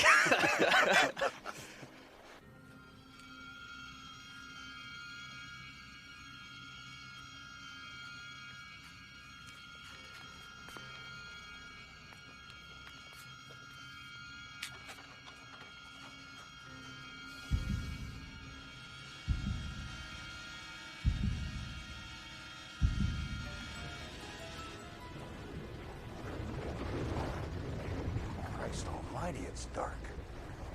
He's supposed to be watching the night. Oh, don't worry, he's still out. Damn, that sound is creepy. It's like a bunch of coked up termites in a balsa wood glider. I think we ought to check on Mr. Toomey. I'm worried about him. But if he's unconscious, there's nothing we can do about it. I don't think he is unconscious. I don't think he's even asleep. All right, let's go see.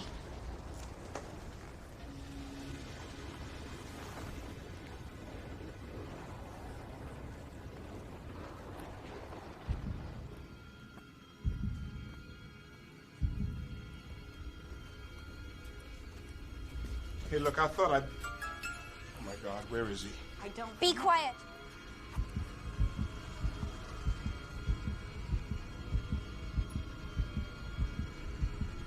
There. He's hiding over there. Behind something. How do you know that, little miss? I don't hear a thing. I do. I hear his heart. It's beating very fast and very hard. He's scared to death. I feel so sorry for him. Mr. Toomey, please come out. We don't want to hurt you. Mr. Toomey. Mr. Toomey, please don't be afraid.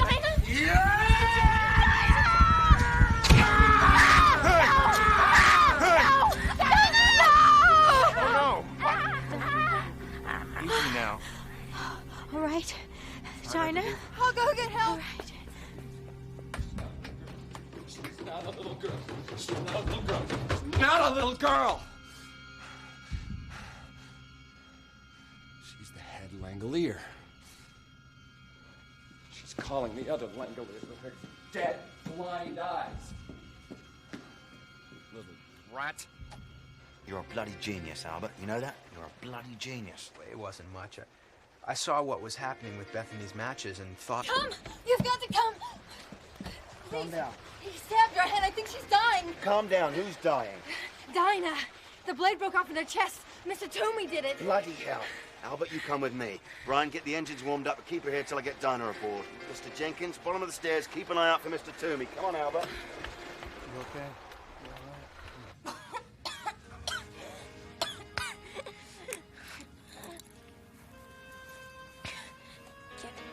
Get out of here. Shh. Try not to talk. Try not to talk, okay? Hello, Dinah. Don't you worry, love. We're gonna have you right as rain in no time flat. Say hurt? Yeah. Hurts to breathe.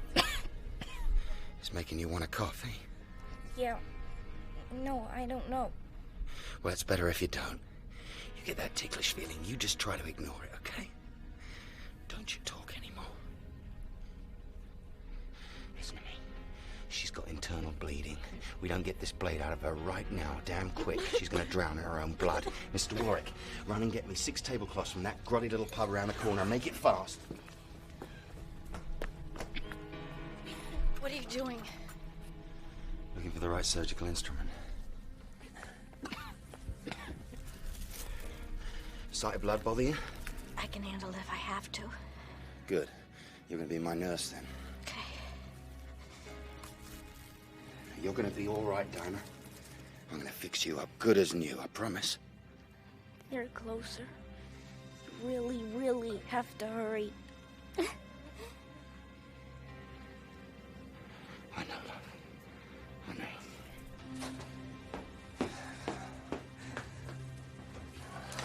That's right, Craigie Waggy. You just sit here in the dark. When the time comes to move, I'll tell you. All right, Dad.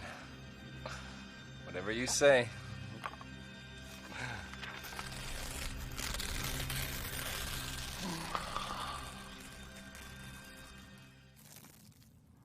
Right. We're gonna need a stretcher to take her aboard the plane. Albert, you and Mr. Gaffney are designated stretcher finders. Mr. Gaffney, I think if you look behind that counter, I think you'll find 2 very sharp knives.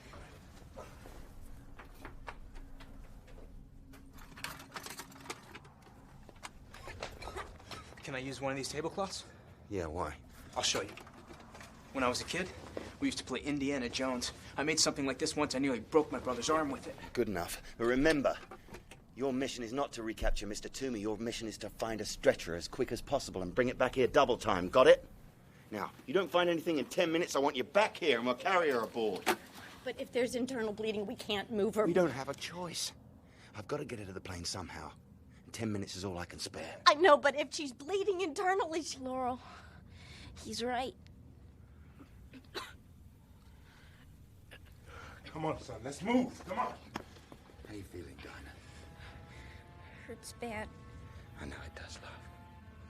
See, you've got a little piece of blade stuck in you, and I've got to pull it out. You know that, don't you? Yep. I'm scared. So am I, Dinah. So am I. Right, fold those 2 tablecloths into squares, thick as you can get them. Then kneel closer to me. Mr. Warwick, take off your belt. Now then, I'm going to grasp the blade and pull it out. Now, the moment it comes out, you slap one of those bandages on there and you press. You press hard, you understand? Yes. Jesus, help me.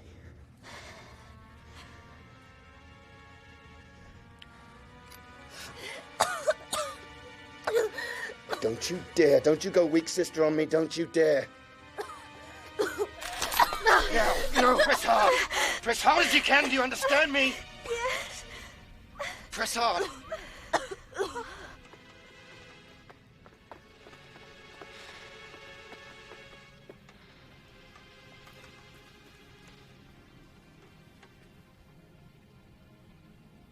Let's try in there.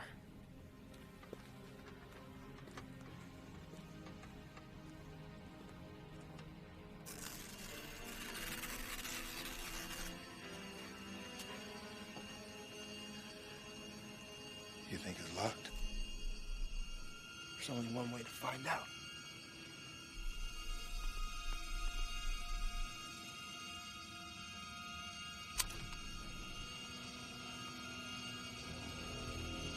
Hey, get out. Look, a stretcher.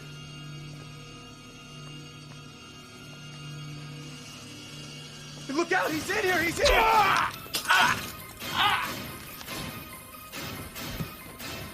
You're one of them too, aren't you? A Langolier.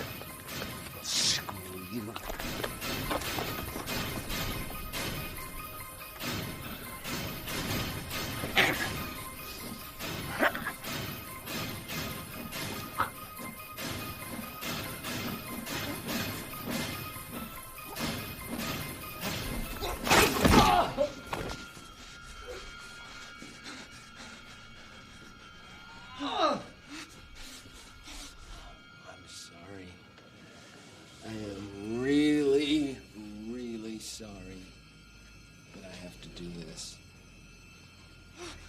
See things from my perspective, you'd understand.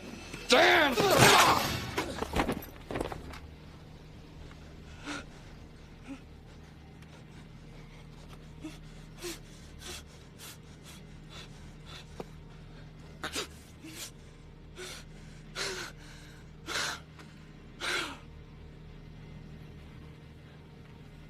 I'm going to Boston! I'm going to Boston!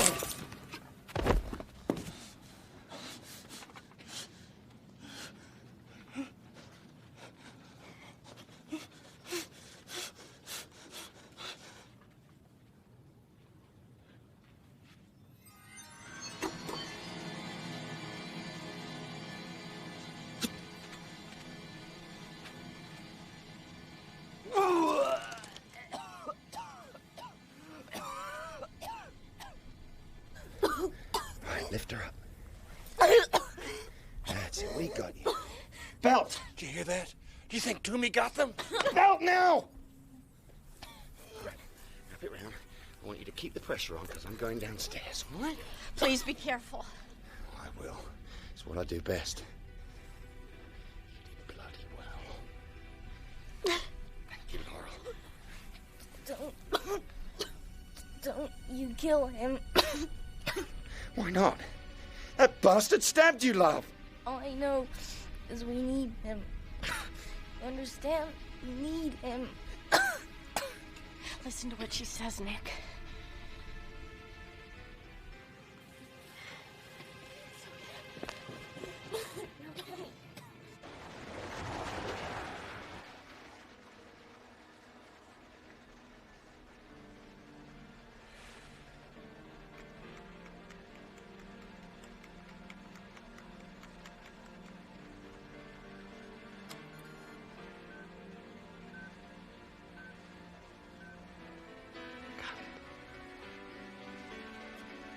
Captain Angle? Yeah. Why aren't they back yet? I can't say. Well, I asked Bob, Mr. Jenkins, if he could see anyone moving around in the terminal, and he said he couldn't. What if they're all dead?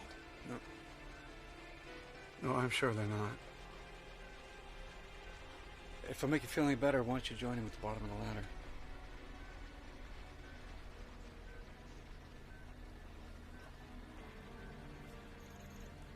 Are you scared?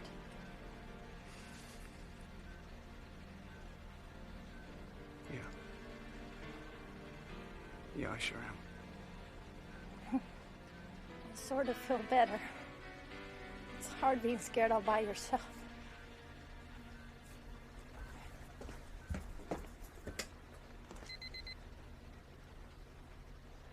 Thank you for flying American Pride.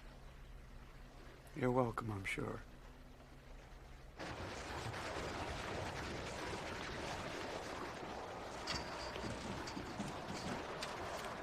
Any sign of them? Well, it depends on what you call a sign. I just heard something like shouting just before you came out of the plane. I hope Dinah's gonna be all right. But I don't know. He caught her really bad. Did you see the captain? He's up programming his instruments or something. I hope so.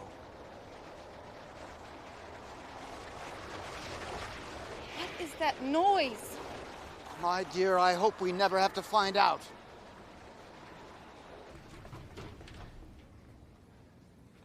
Albert?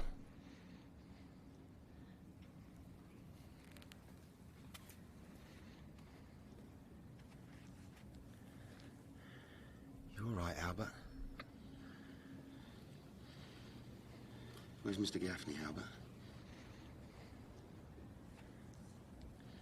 He's in the airport services office.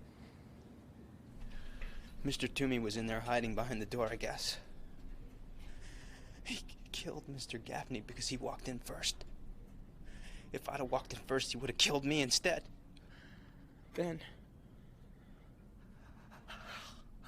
I killed Mr. Toomey. Because I had to. He came after me, do you see? He found another knife someplace and he came after me. Albert, can you pull yourself together, mate? I don't know. I never killed anybody before. I know. It's a horrible thing. I understand, believe me. But it's got to be gotten over, and you've got to get over it fast. Does that sound? It's coming closer.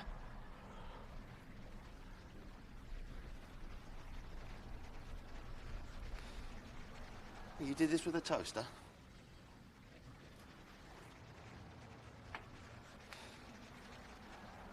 He's not dead.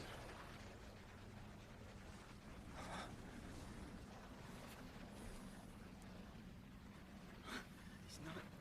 See for yourself. He's out cold, but he's still in the game. But let's see if we can find Mr. Gaffney and see if he got lucky. And did you find that stretcher? Huh? The stretcher, Albert. Oh. Yeah, we found it. Good lad. Come on, let's go.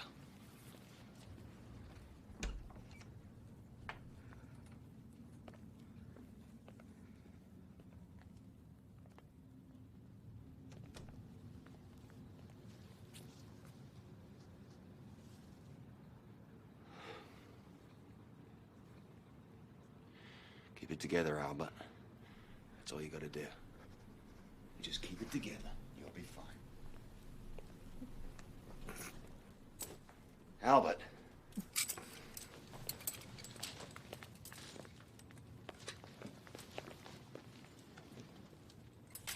Take the stretcher upstairs. I'll be with you in a minute. What are you going to do? I'm gonna go back in the office and see if there's anything else I can use. I don't believe you. Nor do you have to, Albert. Just take the stretcher upstairs, and I shall be with you directly. And don't look back.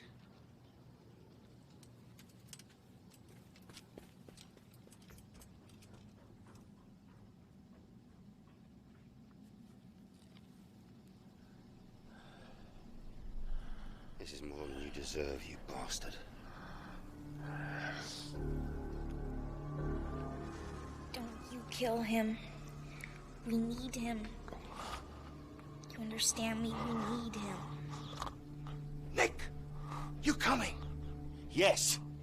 In a minute.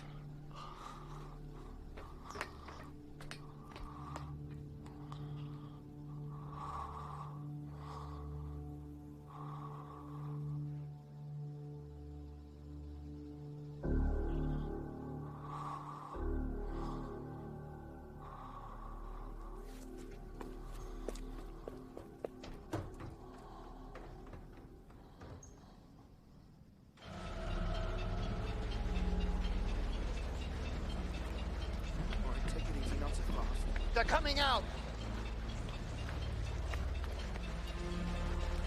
Let me help. Careful, Albert, Bethany. Don't jiggle her. Help me carry her up the stairs. How bad is she? She's unconscious, but still alive. What happened to the others? Gaffney's dead. Toomey might as well be. Now, mind you, keep your end up now.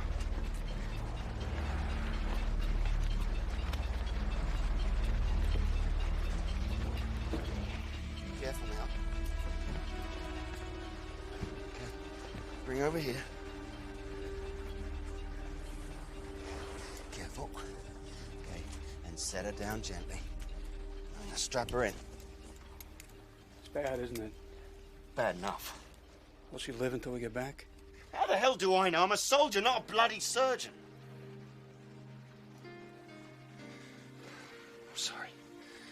sorry. This time travel stuff really gets on your nerves, doesn't it? You don't have to apologize. I'm going to start the engines. Pull as close as I can get to one of the fuel pads out there. While I'm doing that, the four of you pull the hose truck over. There's one sitting on the other jetway. You got it? Got it. Go to it then, Bethany. Mr. Warwick, go down with them, roll the ladder away from the plane. When I get it repositioned, move it back up to the door. Go ahead.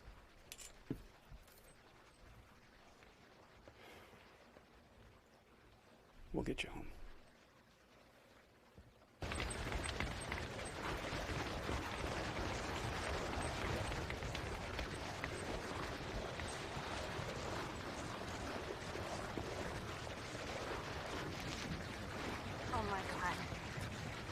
Oh my God, look.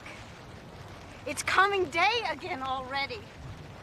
How long has it been since it turned dark? Less than 40 minutes. Yeah, well, we can't worry about that now.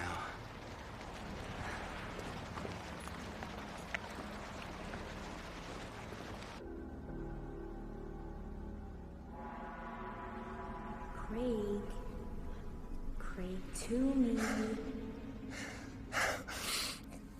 Let me die.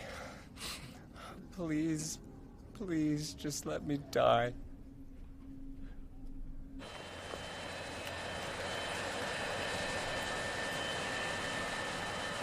What's gonna happen to Mr. Toomey? I don't know. All I know is when the chips were down, I did what you and Dinah wanted. I left him lying there unconscious on the floor. Would you like to go out to dinner with me, if and when we get back to LA? Yeah. I'd have that to look forward to. So would I.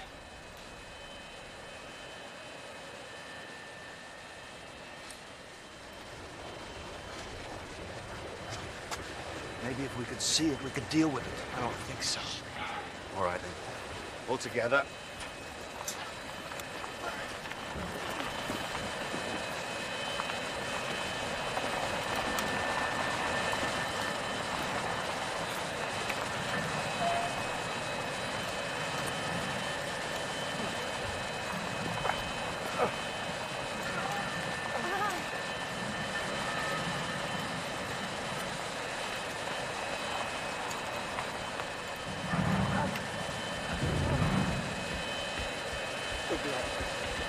Over here.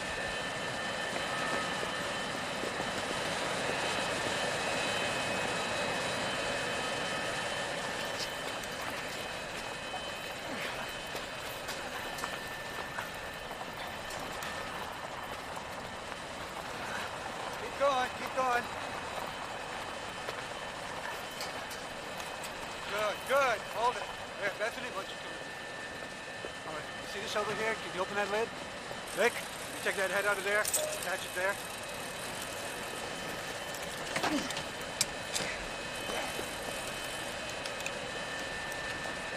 Is that okay? Yeah. There you go. Which one first, Captain? Let's give me the one on the right.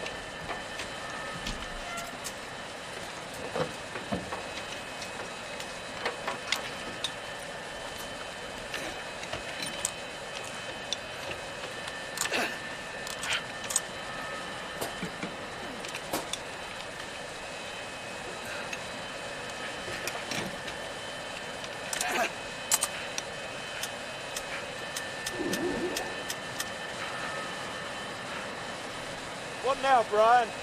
I'm going to use the engines to suck the gas out of the fuel pad. How long's that going to take? I don't know. An hour? Maybe 2. You better hurry it up. I don't think we've got 2 hours. We may not even have 1. Craig?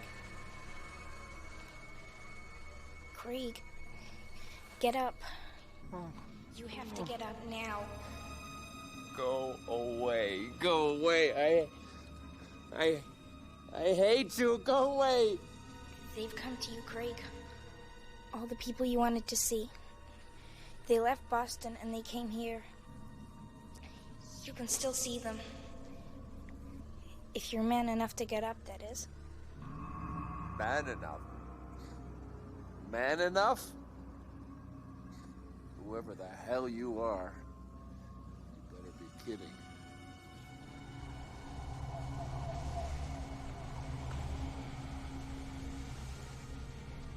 Come on, Craig.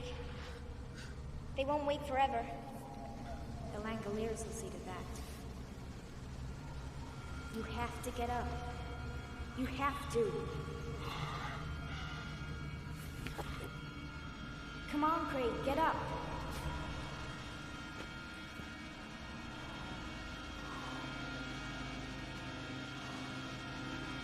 This way, Craig. They're all waiting for you.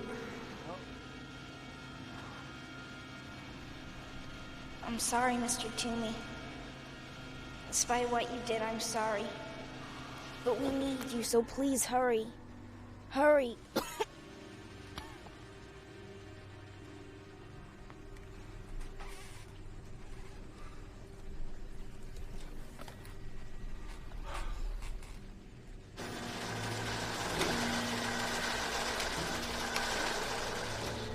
What is it, Brian? The engines are getting a taste of the new fuel and they don't like it.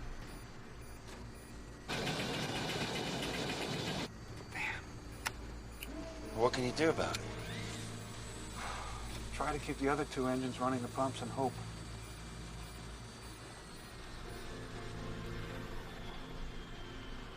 No, I'm shutting down completely. We'll have to wait for the fuel to join our plane's time stream.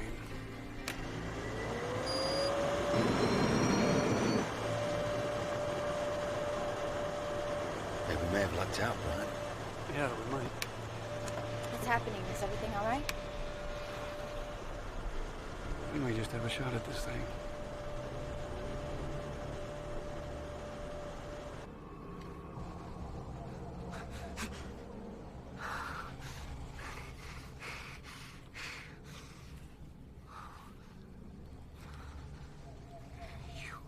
You brought them to me, didn't you? The chairman of the board, the company directors, all of them.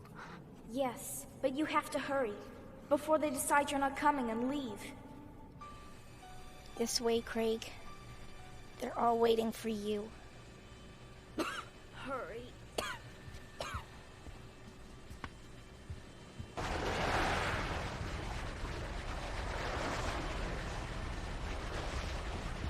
Dinah's talking in her sleep or something. I think she might be delirious.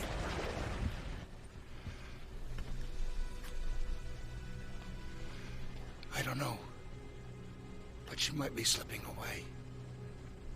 I think you have to hurry before they decide you're not coming.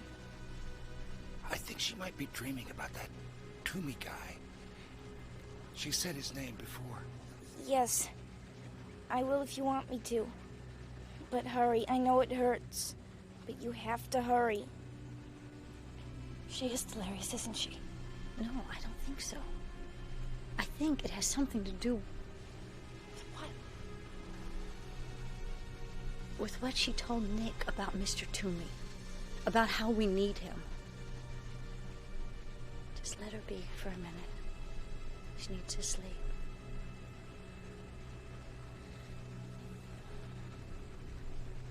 God, I hope we take off soon.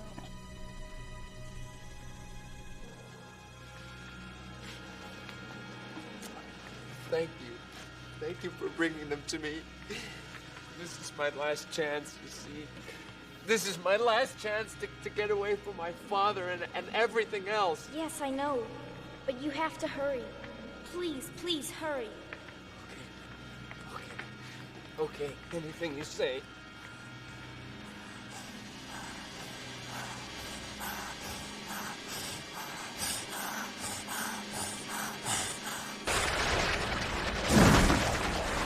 What was that? Sounded like a tree falling or something. But there's not enough wind. No, there's not. What's happening? Nothing. Look at that.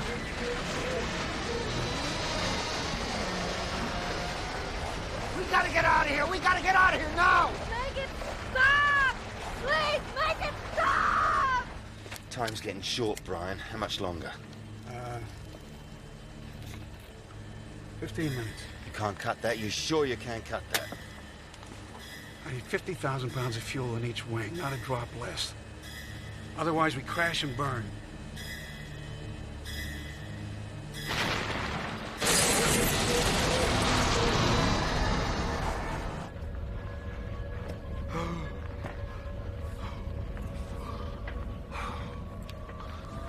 Hurry, Craig. Look at me.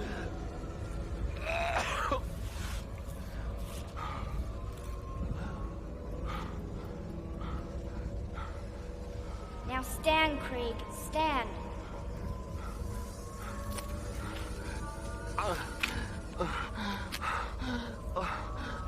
Look at me, Craig.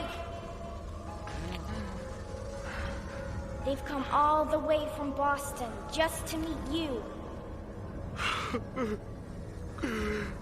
Now hurry to them, Craig! Hurry! Hurry!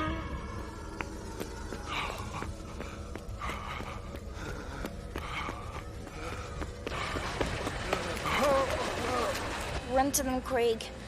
Quick, quick. Run around the plane, run away from the plane.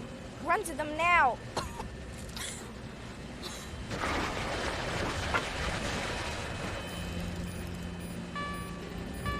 All right, we're uncoupling. We're getting the hell out of here. Mr. Toomey! It's Mr. Toomey!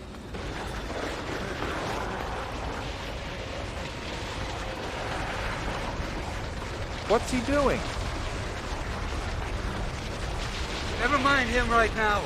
We're all out of time.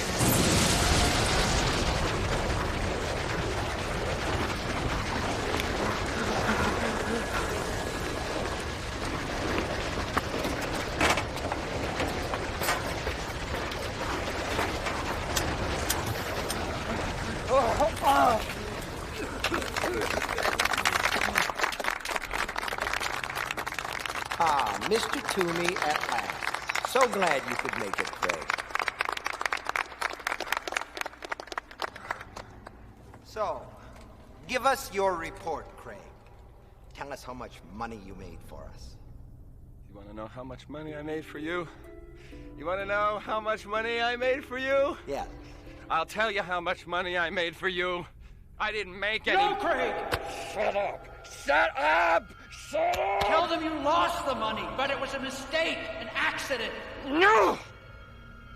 I didn't make any money for you. I didn't make any money for you. I lost money for you. I lost money for you. I lost $43 million.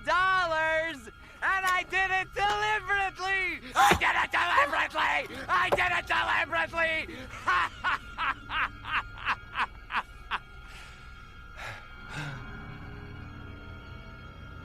You fool. You stupid fool. No. No. What's he doing?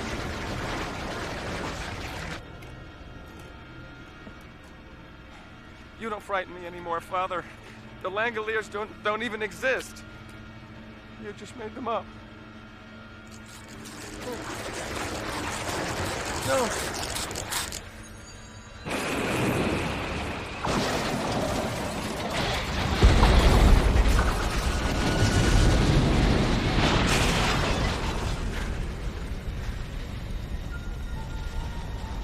Where am I? Okay.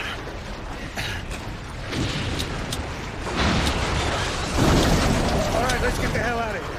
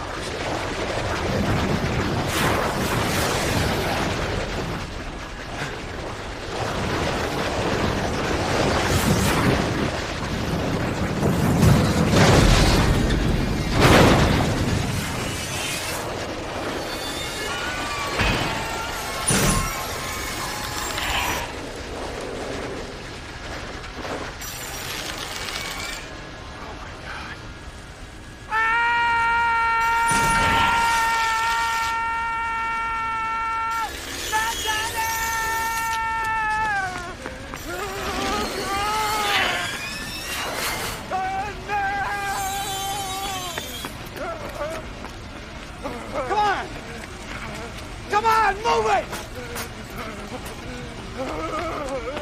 No! No! No! No! No! No! No! No!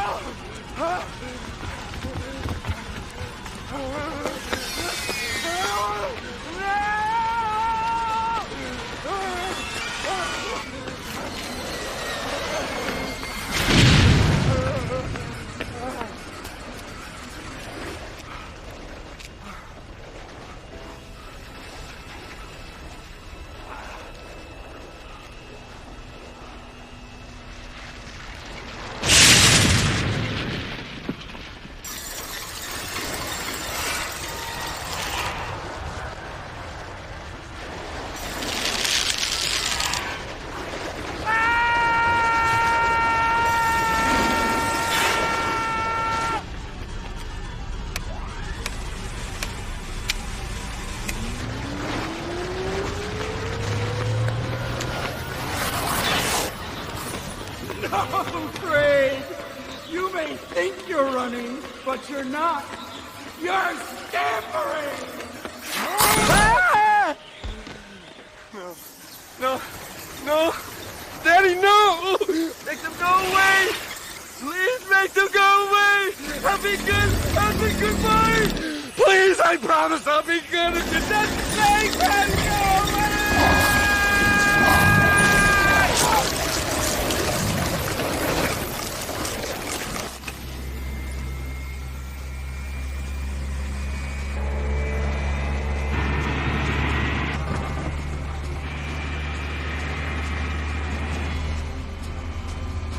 Belt in! Belt in!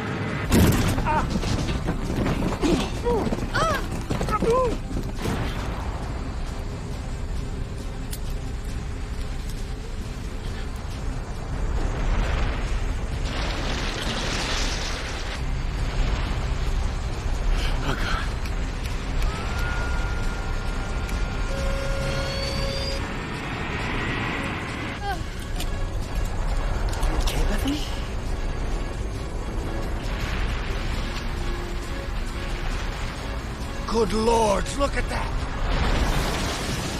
What is it? They're being drawn to Mr. Toomey. Look at where Mr. Toomey was. If Toomey hadn't left the terminal, they would have eaten us and the plane too. She knew. Somehow she knew.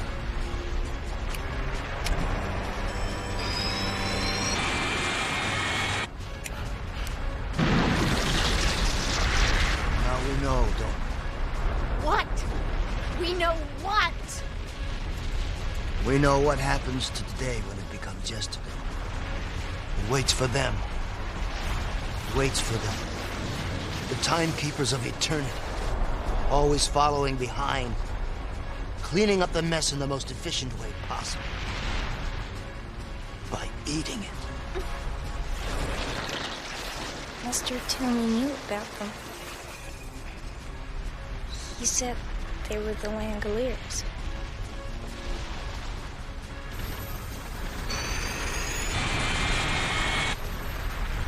Oh no!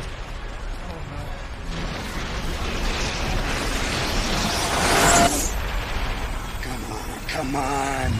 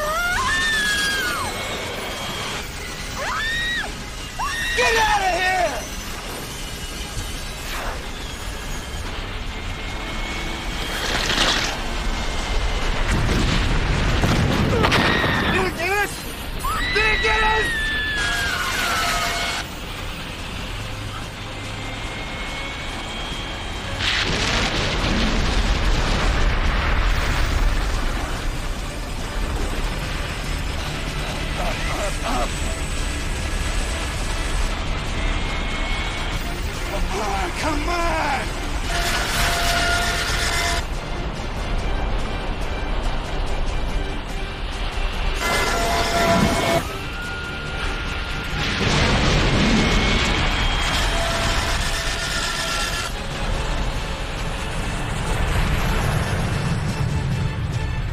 Did we make it?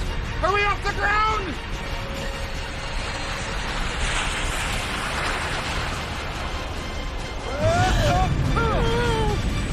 What happened? Are we crashing? Listen, Mr. Warwick, sit down, strap yourself in, and everything will be all right.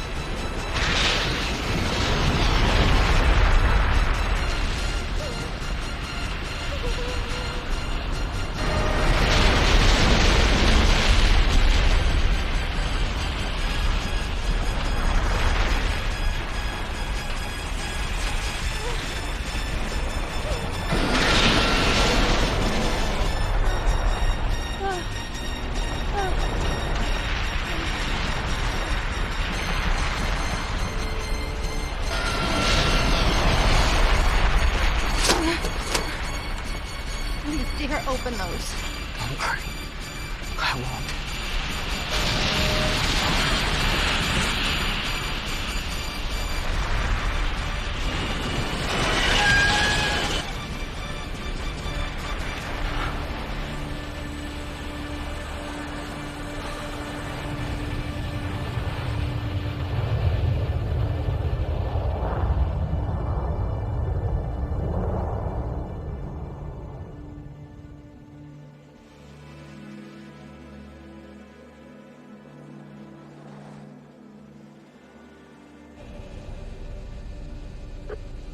We're up.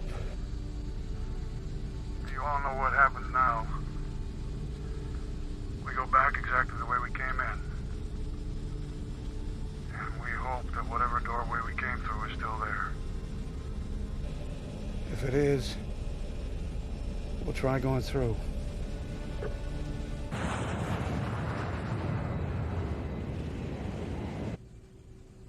I'm going forward. Do you want to come? No, I'll stay with her. Okay. We've still got a dinner date. You haven't forgotten, have you? No, I haven't. And I won't.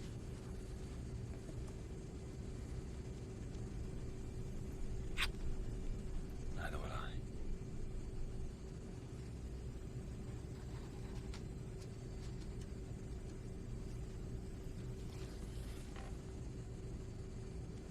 Hold on, Dinah. Please hold on. What happens if the fuel goes bad? You know the answer to that, Bethany.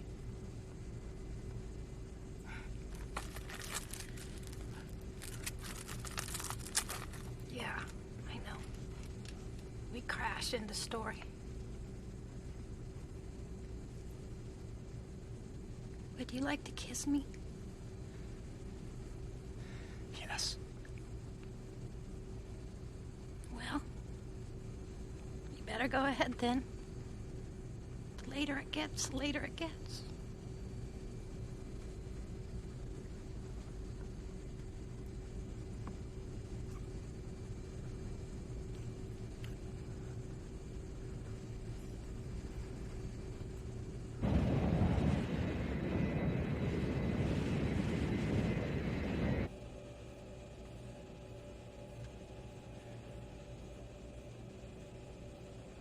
Time's going faster, isn't it?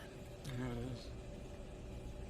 I think after a while, the days and nights will be passing as fast as a camera shutter can click.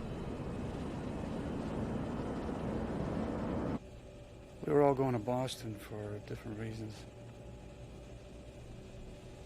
What about you, Nick? Fess up. The hour groweth late.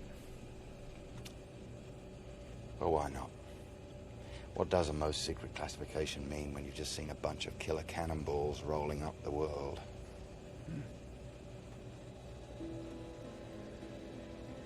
I'm a special operator in the armed services, Brian. I do a number of odd jobs. Some fairly innocuous, some fabulously nasty. There's a man in Boston who's a politician of some note. Now, this man, I'll call him Mr. O'Banion for sake of conversation. He's very rich, Brian, and an enthusiastic supporter of the Irish Republican Army. He's also an idealist of the most dangerous sort, one who's never had to view the carnage at first hand. You were supposed to kill him? Not unless I had to. See, our Mr. O'Banion has a great deal of powerful American friends, and his friends are our friends, and therefore killing Mr. O'Banion would be a great political risk. But he does have a very nice piece of fluff on the side. And she's the one I was supposed to kill. As a warning? Yeah. As a warning.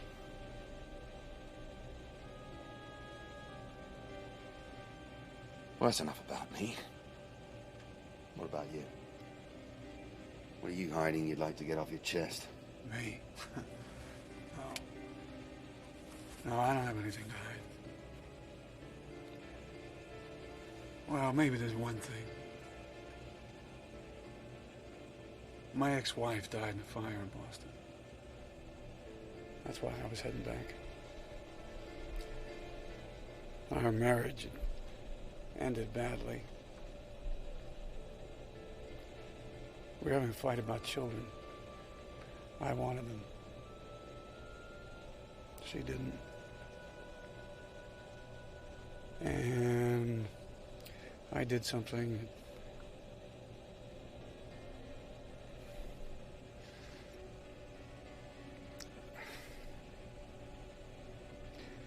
that I never thought I'd do. So,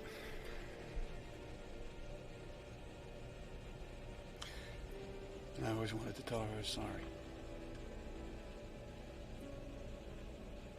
I guess I waited too long. Well, I shouldn't worry about it too much, Brian. I'm sure she's forgiven you.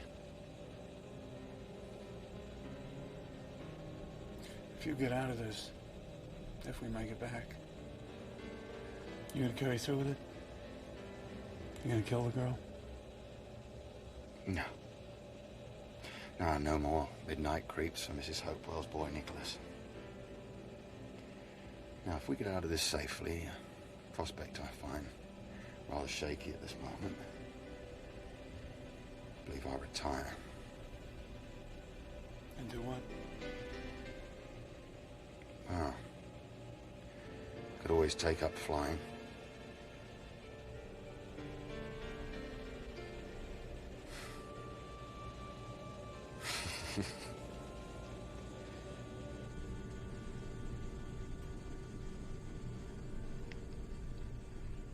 Laurel.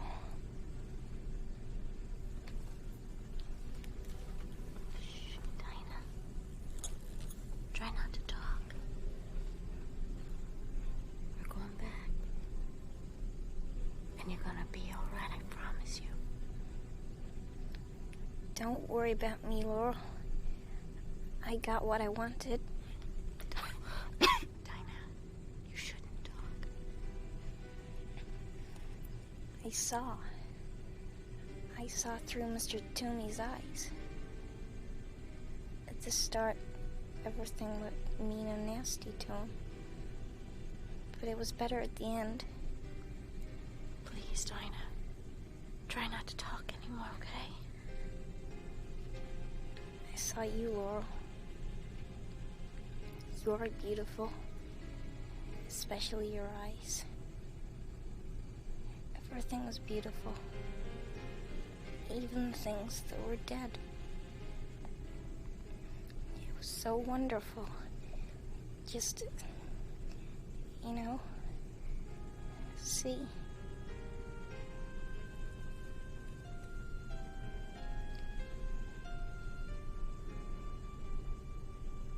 Dinah. Breathe, Dinah. Please.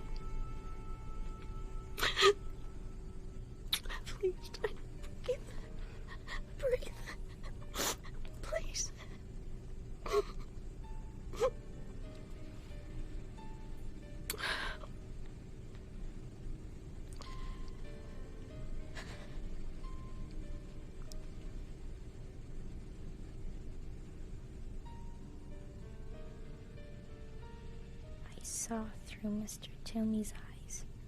Everything was beautiful, even the things that were dead. It was so wonderful just to see. I can live with that.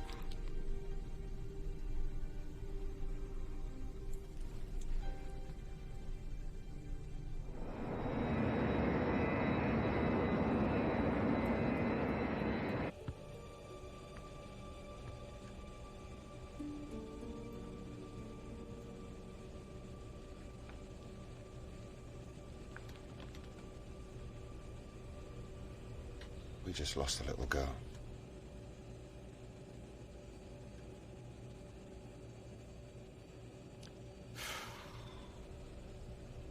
She never got her operation. No, she didn't. But Laura's okay? Yeah, more or less. You like Laura, don't you? Yeah. I got a few mates back home that might find it amusing that I've fallen for a nice girl, but I have. She got spirit, Brian. Well, you know I wish you both the best of luck. But I think we gotta concentrate on getting back. Right. We are just about here now. And that's right where the time rip should be. Now, you mind watching out for it while I fly? Sure. I just wish I knew what the hell I was looking for. Oh, I think you'll know it when you see it. If you see it.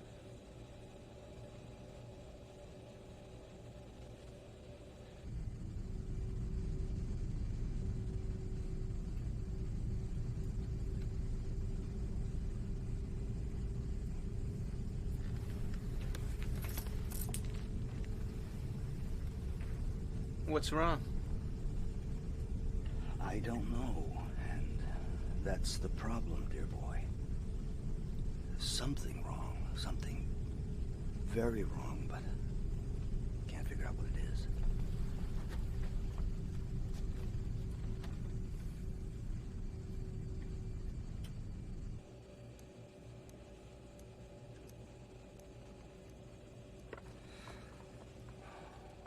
Brian, I think I see something. God almighty.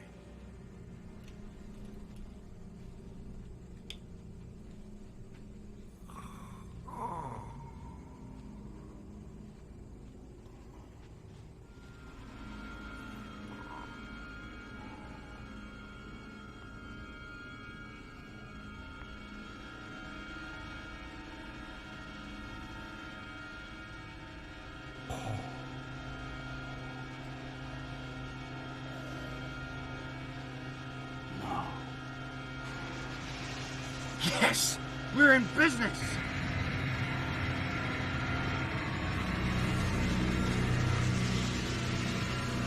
Ladies and gentlemen, we have found what we were looking for. I'm going to take us straight through the middle of it, and we'll find out what's on the other side. Stop! Stop! Captain! I'll take care of it. Stop! Stop! Tell him to turn back! We gotta turn back! We can't! Jenkins, calm down! We're all gonna die! Listen to me! We were all asleep! Get it? We were all asleep when we flew through the rip! Bloody hell!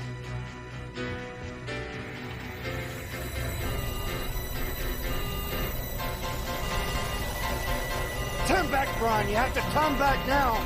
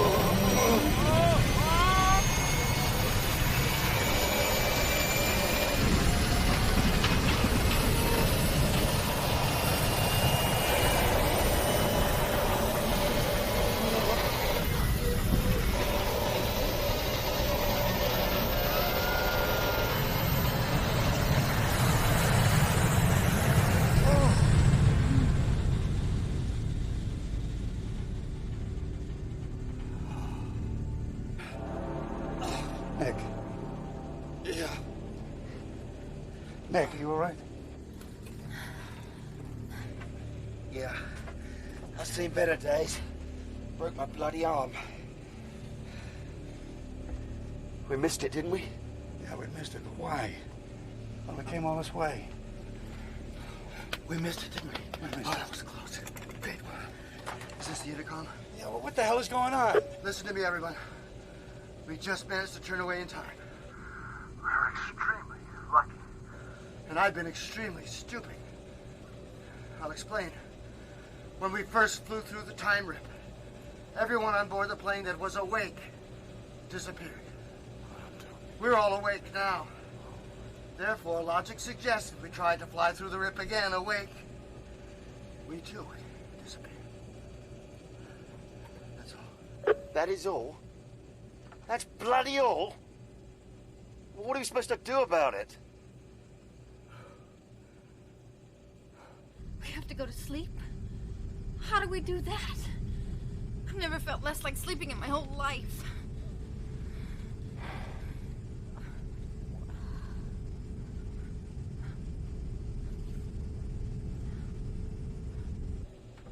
I don't know what we do now. But if we're going to try going through that hole, it has to be soon. The fuel we've got to carry us for an hour, no more. Well, surely there's other airfields.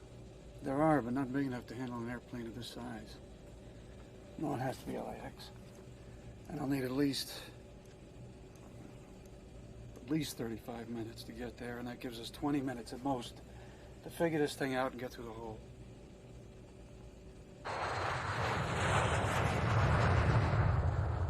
Now, how do we put everybody to sleep at the same time? Aren't you forgetting the most important thing of all? I mean, even if you figure out a way to put us all out, who's going to land the plane in L.A.? We're out of luck, you know that, don't you? Completely out of luck. There has to be a way out of this. There just has to be. Doesn't there?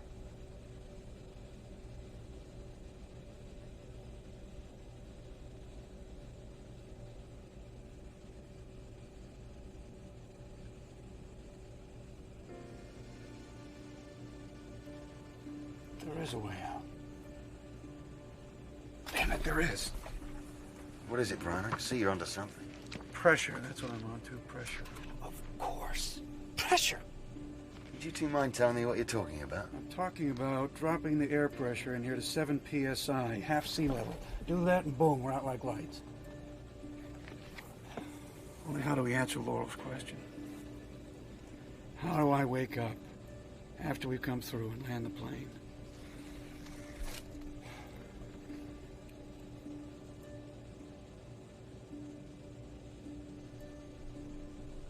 One of us will have to stay awake to turn the pressure up just before we fly through the rip.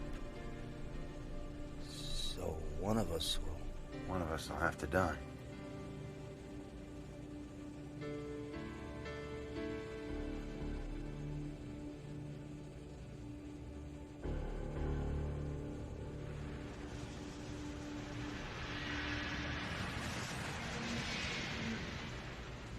Who's gonna do it?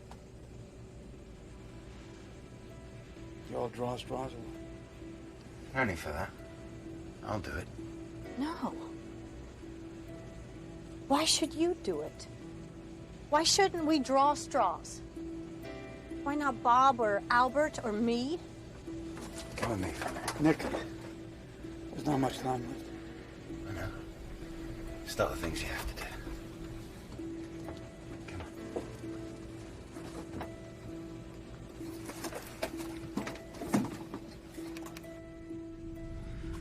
Laurel, I think we could have something, you and me. Do you think I could be right about that? Because if you do, say so. There's no time to dance, absolutely none.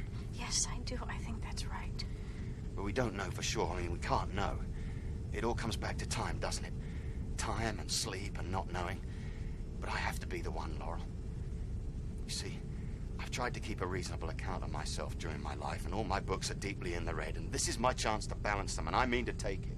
I don't understand what you're... Look, I wish I could tell you everything about myself, but there's no time. We Could you do something special for me? If you get out of this, that is. Yes, yes, of course. Nick! Yeah, I'm coming. Listen to me. Listen very carefully. I was going to quit it. My mind was made up. Quit what? Doesn't matter. What matters is that you believe me, do you? I don't know what you're talking about, but I believe you mean it. Nick, we're heading towards a rip! Yeah, I'm coming just now, damn it! Listen. My dear old dad lives in the village of Fluting. It's about 20 miles south of London. You ask for him in any shop along the high street, Mr. Hopewell. Some of the older ones still call him the gaffer. You go to him and tell him I was going to quit it. You'll need to be persistent. He tends to turn away and cuss loudly when he hears my name. Can you be persistent? Yes. Good. And you repeat what I told you. And you tell him you believe me. Tell him that I tried my best to atone for what happened outside the church in Belfast. In Belfast? Right. And if you can't get him to listen, you tell him that he must listen because of the daisies. Because of the time I bought the daisies. Because when you brought him daisies. No, not to him. But it'll do. Can you remember that as well? Yes. But... It's okay. Thank you so much, Laura. Nick!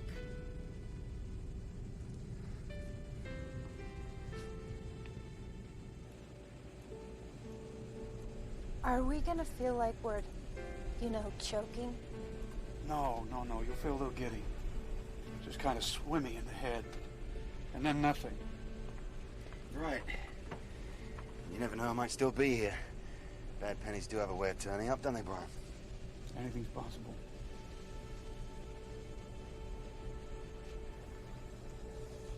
You folks all sit down. Nick, up here beside me. I'll show you what to do and when to do it. 1 second, please.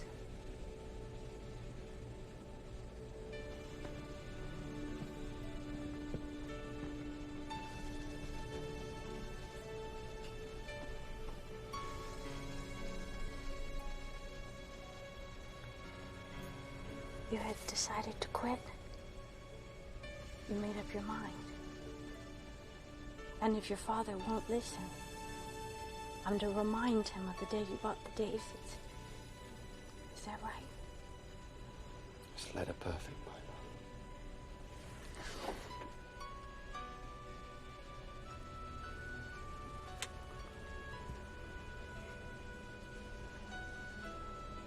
That's the one to go on, sure enough.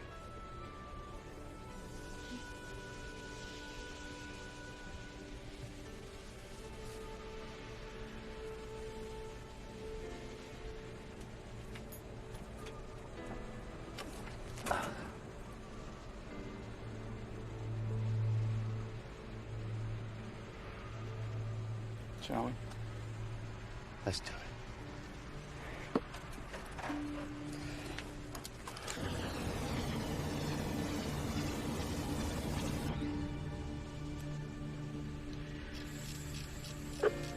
I am starting to decrease pressure. Check your seatbelts, everyone.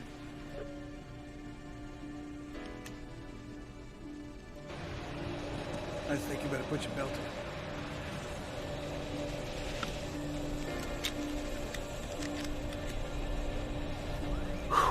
Oxygen mask right beside you.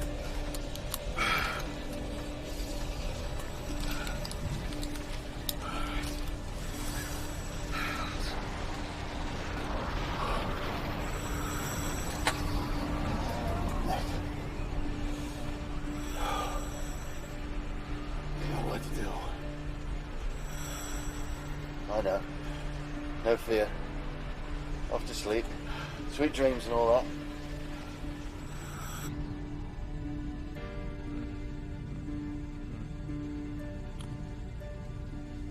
Albert, would you hold me, please? Yes. You'll hold me.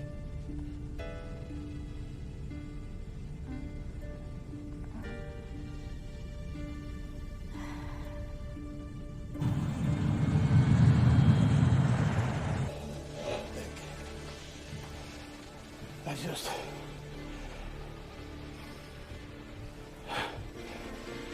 want to say...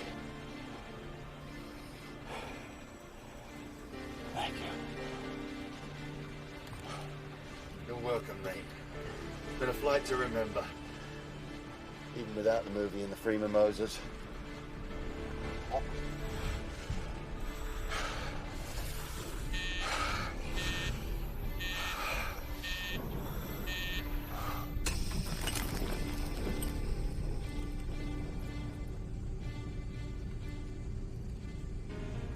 Remember about Belfast?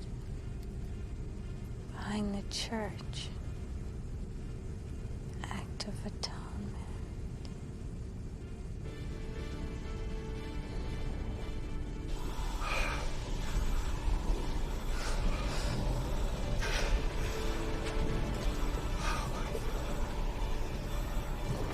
It's so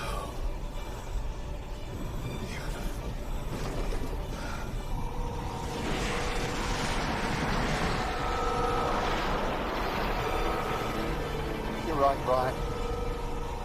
It is beautiful, and why not? It's the place where life, all life maybe, begins. The cradle of creation, and the wellspring of life. No Langoliers allowed past this point.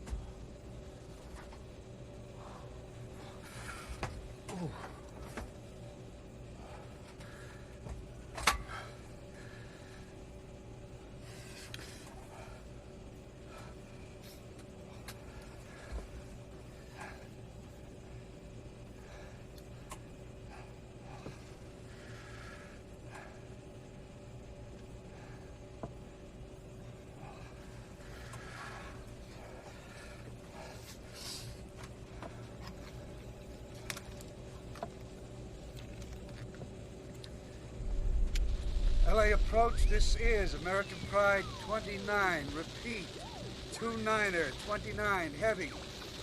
Approach control, I'm declaring an emergency here. Quit it! Just quit it! Sit down, come on, sit down.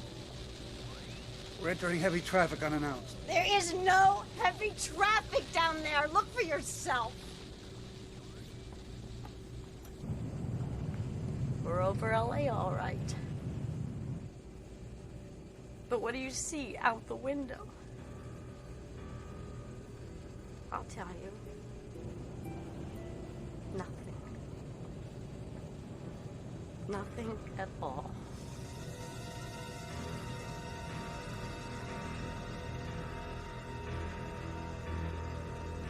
Here, put this in.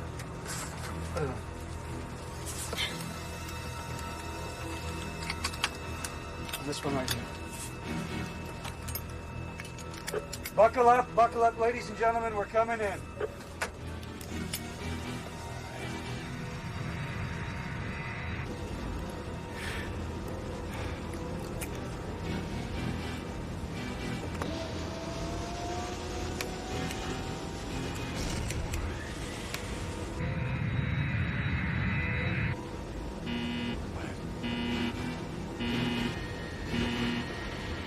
Oh, no.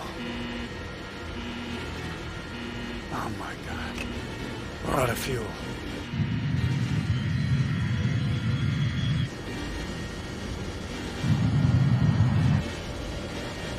Hang on, we're going in hard.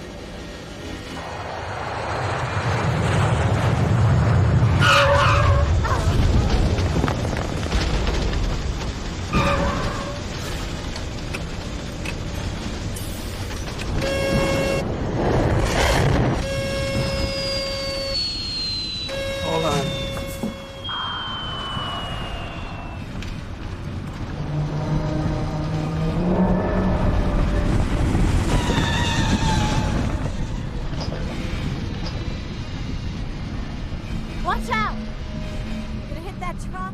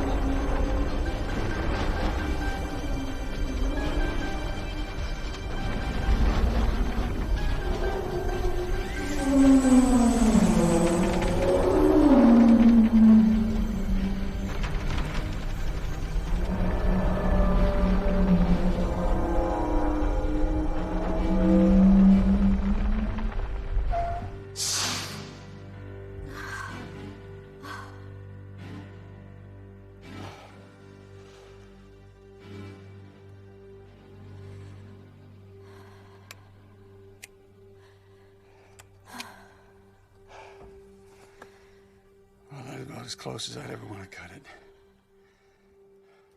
Should have let us crash. Everything we tried, Dinah and Nick, it's all for nothing.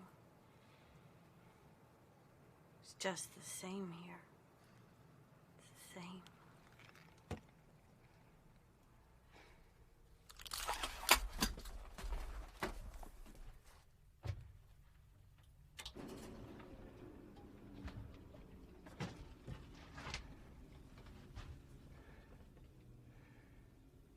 Time to check on the others.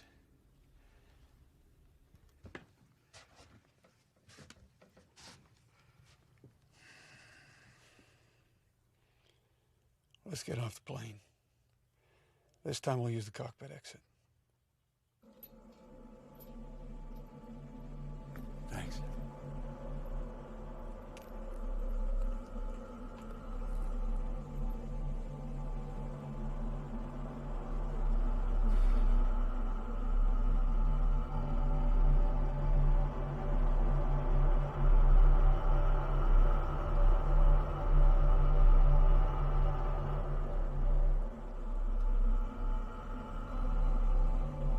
Humming. Sounds like electricity. No, I don't think it's electricity. I'm not sure what it is, though. Well, it doesn't sound like anything I've ever heard before. Why don't we try the Jetway service door?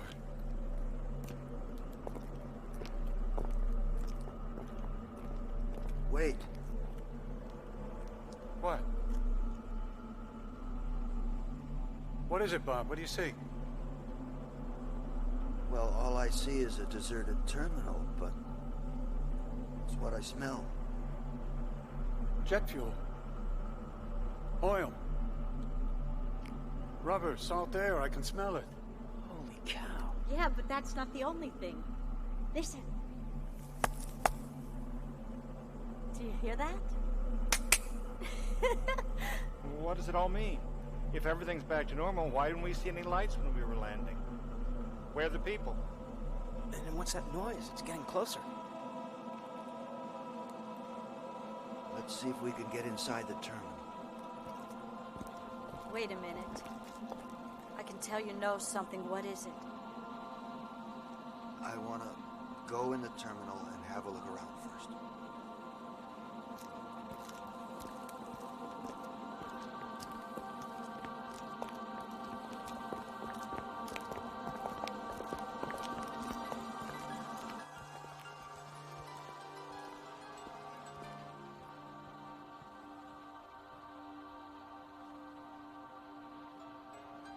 Come with me, quickly, please.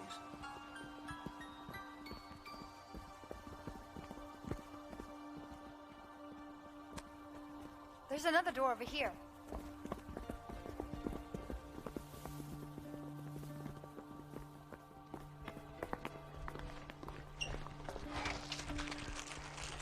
Here, Albert, you open that trunk, quick.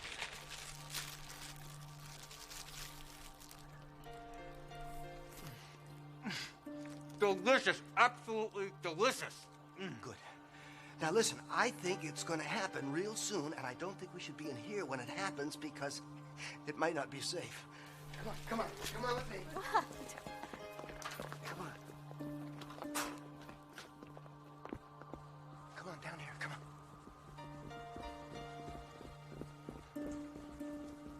Here, get up against the wall. I think we're safe here. We're out of the main flow of traffic. What's gonna happen? Well, when we flew through the time rip going east, we went back in time into the past about 15 minutes. Do you remember me saying that? I do. It brought us into the future. That's it, isn't it? This time rip brought us into the future. I believe so.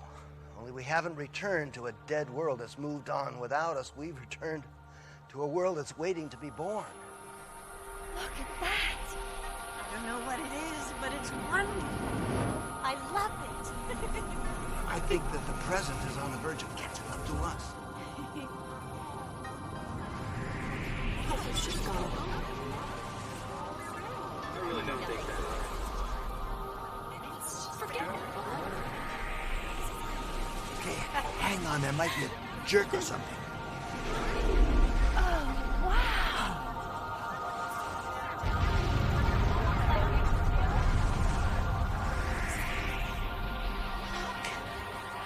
Brian, look.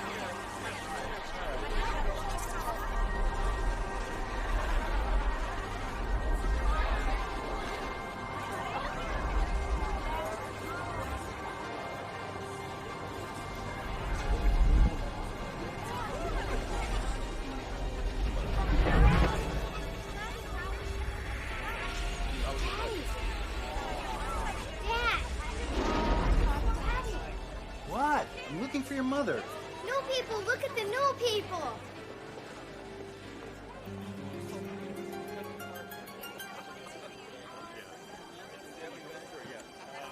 Yeah, great. Come on, let's go find your mom. Did you hear that? Did you hear what she said? Yes. Is that who we are? The new people? Are we the new people? I don't know. That's what it feels like. That was wonderful. My God, that was the most wonderful thing. Cool. Captain, what do you think we should do now? Well, I want to go outside, breathe some fresh air, and look at the sky.